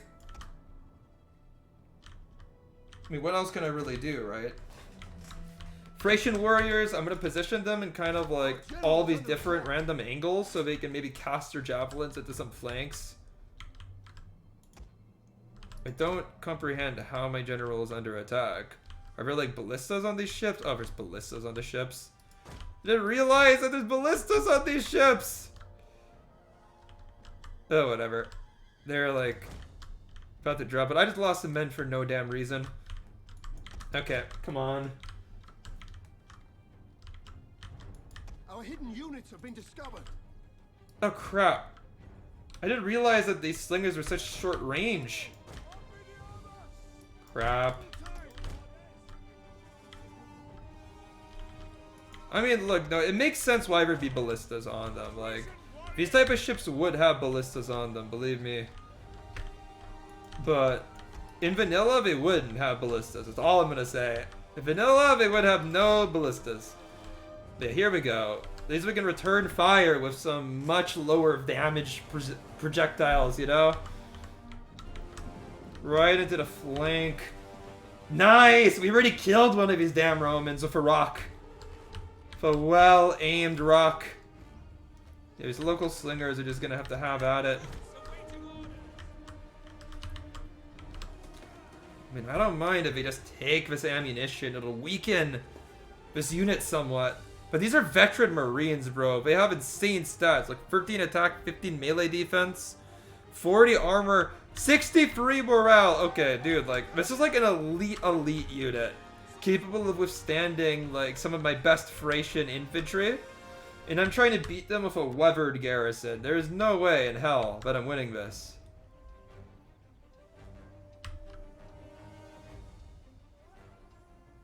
And look at these guys effortlessly just absorbing all the ammo from my slingers. Like, just bouncing harmlessly off their flank.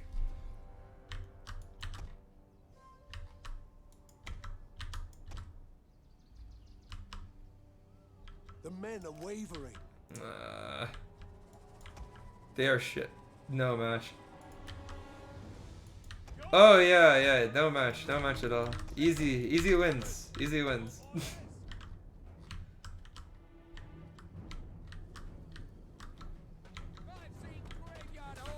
They're only veteran legionaries, right? Our men flee the field of Okay, battle. well my This is a shameful random citizen troops already got shit on. I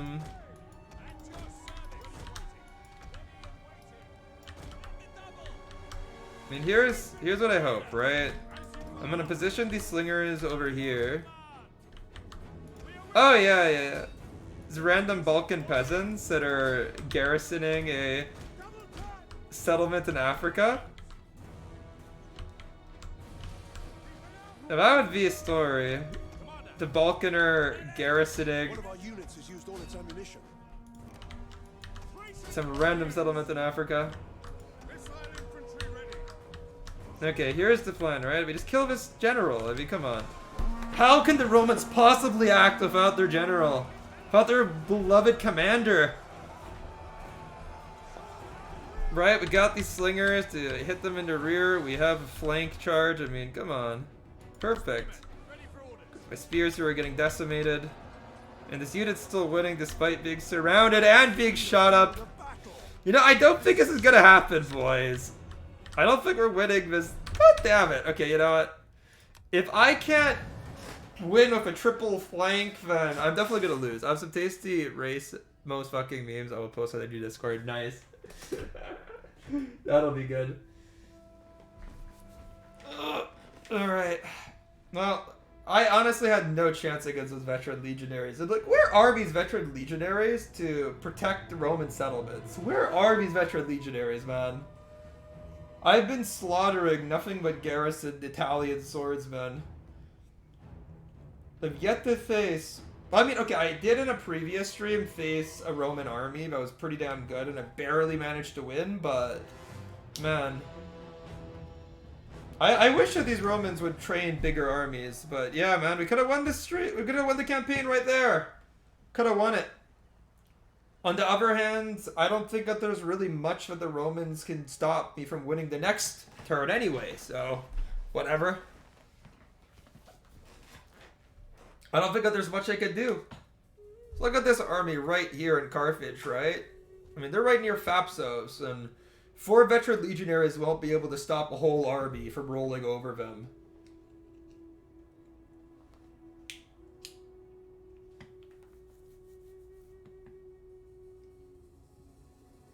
So, like, whatever.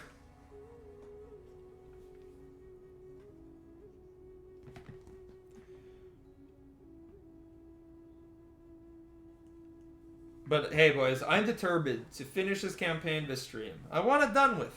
I want it done with. I want to realize a childhood dream of the Odrysian victory. There is little. And there's really no chance the Romans will stand in my way at this point. There is no chance. They can only be pesky with these small fleets and the like.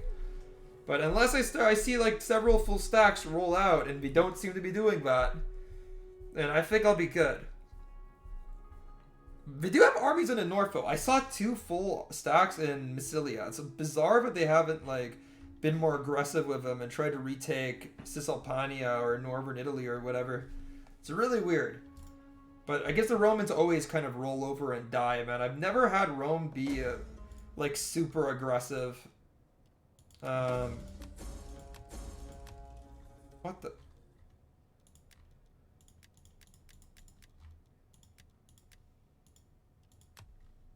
Suddenly low on food and have no money. Great!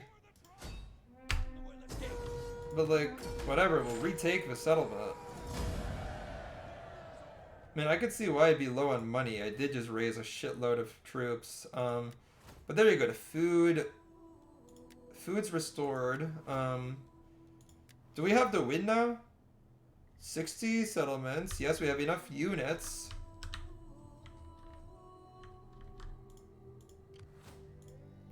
I mean, it's also just because of all of these rebellions, right? They take food, they take money.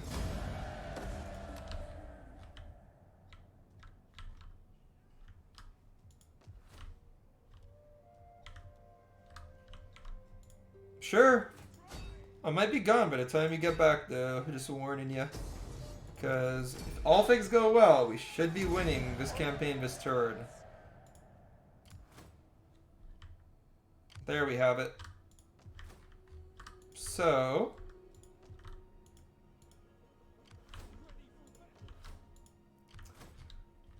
we have every win condition met. And I think that the best way to ensure that we win here is just to get one, like... Your autism big stimulated right now. Nice. I think the best way that we could win this campaign, though, is if we, like, take 2 settlements at once.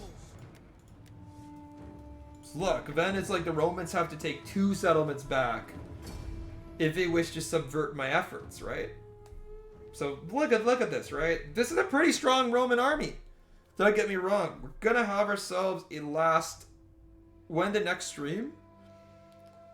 I'll keep you posted. Tomorrow in 2 days? I'm not so sure. Like I said, I want to start making more like cinematic YouTube videos for my next DEI campaign. You know about history? I mean, yeah. I study history in my university, so I'd say so. I know a reasonable amount. Not like a PhD level's worth, but reasonable amount. But yeah, given that like I intend to spend more time video editing, it's not gonna be like as many streams as with this campaign, which was like entirely just streaming and me just uploading the VODs, right? I'm gonna be spending more time doing other things, but most definitely within a week, I will post something resembling a stream schedule. What's your opinion on Total War Egypt? Like Pharaoh? I'm not really that interested. Like when that game was released, I'm like, if this is an actual Bronze Age Total War, it would be fun. But given that it's just like a small scale thing in the Bronze Age collapse, I just don't really care about these like small narrative games that Total War makes. Maybe I'm being overly dismissive, but it's just my opinion as a gamer, you know? I just never really like looked at it and thought, oh, I really want to play that game. Like, I don't. If it was an actual like Bronze Age Total War, then that would be cool. I would play a Bronze Age Total War, because it's not like the Egyptian setting disinterests me entirely. It's not like my primary historical interest, but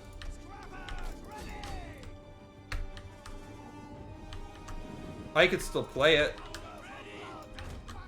Okay, so we're charging in with Thracian warriors because they're just gonna knock out this Italian militia on the charge straight up. I don't know. Usually this cavalry just kind of hits the unit on the flank, so we'll just kind of charge in and see what we can do. I'll go throw in Levy as well. Troy is goofy. Yeah, I spent a lot of money on Troy, and I kind of... I mean, don't say like I regret it wholeheartedly or anything. I don't know, I don't find it fun, man. So do I. I'm actually working on something about Thracians. Oh, cool. Yeah. I mean, look, man, I've always loved ancient history. My great misfortune is that my school doesn't offer a great deal of coursework on it, but, you know, I've studied a lot of American history and stuff. A lot of American history, reasonable amount of Chinese history. I mean, I took 2 classes on the ancient world. They were kind of like survey courses, one at a low level and one at a high level. But yeah, quite cool. I enjoy it. I want to be a teacher once I'm out.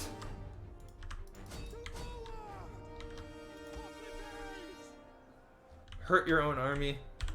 I mean, I don't know. I guess from like a strategic perspective, sure, but I'm cool with the friendly fire. I mean, there's got to be some repercussion from shooting amidst your own ranks, right?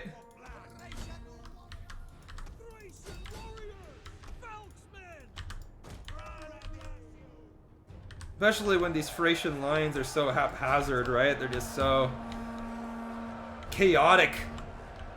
Totally see us hitting our own men amongst this mess. This mess of warriors and blood. So what's your project on the Thracians? I assume it... I mean, from what I looked up before, you know, I played this campaign. Because whenever I play a campaign, obviously I do the whole Wikipedia studying about a faction, you know, checking it out. Doesn't seem like there's a whole lot of sources about the Thracians, yeah? Exactly, right? Geneva Convention? More like Geneva Suggestion, right? There isn't a whole lot of primary sources about the Thracians from what I saw anyway. I mean, there's mention of the quality of their infantry, which was supposedly not the greatest, at least as far as Greek sources were concerned. There's mention of Lycinicus, obviously, and like the successor states that were there, which I assume that's probably the main thing that's you could really study. But the Odrysian kingdom, there isn't a whole lot about them. We know a little bit about how they fought, but things are a little bit mixed, a little questionable. Yeah, work on the evolution of our warfare weapons and tactics. Oh, okay, okay. I could see how that could be studied. I mean, a lot of that is also just like anthropology, right? I mean, we have these weapons of evidence ever existed from archaeological sites, so. I assume you must, like, be thinking about, like, how the exposure to Greek warfare, you know, how they adapt based upon that, right? The influence it had. Flee the field of battle. This is a shameful display. Yeah, there aren't a lot of written sources. Everywhere I looked, that was mentioned. It's a consistent theme. Not a whole lot about, say, like, their political system and stuff like that. But about their warfare, there should be more. There should be more specifically about their warfare, just because of how many, you know, people that kept a lot of written records they went up against. Besides that, the successor armies in the regions would have made pretty considerable use of them as auxiliaries. From the Greeks or just archaeological findings. Yeah. Which would make it tough to study, yeah? But tough, you know, some of the toughest things, like, to study, like, when you're writing essay or whatever, have been the most rewarding for me, at least. I don't know about you, but I find it, like, massively motivating when you realize that, like, oh, it's gonna be difficult to make a coherent narrative about this stuff, you know? It's just an audacious look about fighting. Yeah! Outside of, like, for wars against Rome, good luck. I mean, some of these Italian swordsmen, they're holding. It's probably just because this army has a lot of these, like, Thorax and Phreos units on my side. Since they don't kill as fast as, like, a lot of my Thracian swords do, which are just racing after the enemy archers. It's a little difficult. But in any case, my general is hunting down the enemy general. And once he cracks, once these patricians are sent sprawling, We should be able to absolutely run into the rear of those Italian swords and just... I mean, imagine having these guys hit your rear. Just having his Ramphia sinking into your back. You just run, bro. You just run. Started from absolutely nothing. Okay. That's rough, but man, I just love... I don't know, just studying history is such a rewarding activity for some. It's awesome. Alright, so yeah, these Italian swords are gonna crack. I haven't seen a single unit in this entire campaign survive having my Thracian nobles charge them in the rear. Like, these guys are just gonna be losing men way too fast. And there we go. That frees up 2 of these units, which is gonna be a great help.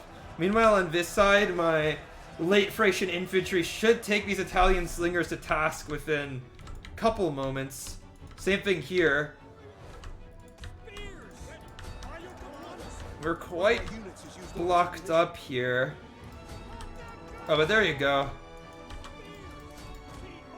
Enemy losses are starting to take their toll, and they run. Beautiful win. Bro, how are there so many people watching me from Romania? There just seems to be a lot of people interested in Roman history. Damn. What the heck? Bro, there's 3 Romanians in my chat, and I'm Canadian. This is just odd. This is wild, dude. Welcome. Fuck bine.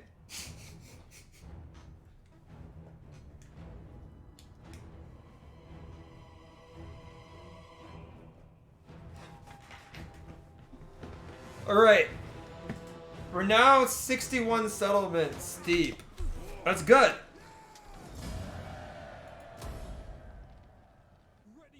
This is a Romanian stream now. Clearly. Clearly it is. Right, well. We still have Roman blood. I mean, yeah, it makes sense. It makes sense now. Now when you say that, it makes sense. What's your favorite faction? I don't know a favorite faction. Probably Macedon. I've always liked like the Hellenic states. Like every single campaign I've played on here has been like a Hellenic campaign. So Macedon's cool. Seleucids are also pretty damn cool. Bactria's cool. The Odrysians, I always loved the Thracian nobles. That's what's always made me like super interested in them. I like them on DEI. In like the base game, I don't like the Odrysian kingdom though, because of just how like I don't know, just the unit roster is just too basic. There's not enough there. It just becomes super boring to play. But in DEI, it's been a blast playing them. But I think this is it. Like the Romans didn't retake a single settlement this turn. I should win the campaign unless I get sneak attacked. You love Carthage? That's a good choice. Carthage is a nice choice. Has a nice series of choices. I'm a man. The opening to the... Nice. Alright, boys. Fingers crossed. As long as I don't get betrayed or some ally decides to break away from me, I should be victorious here, boys. Fingers crossed. Continuously crossed. I think this is it. None of the remaining factions have the means to do anything to me.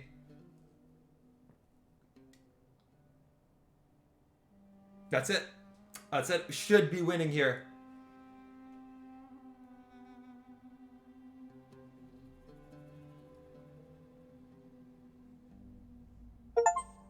Woo! I heard the achievement. I heard the achievement sound. Let's go!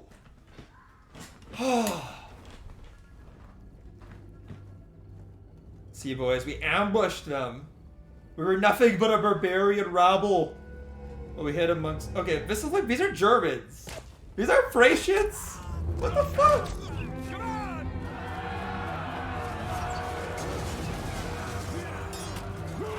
Where are my Balkan boys?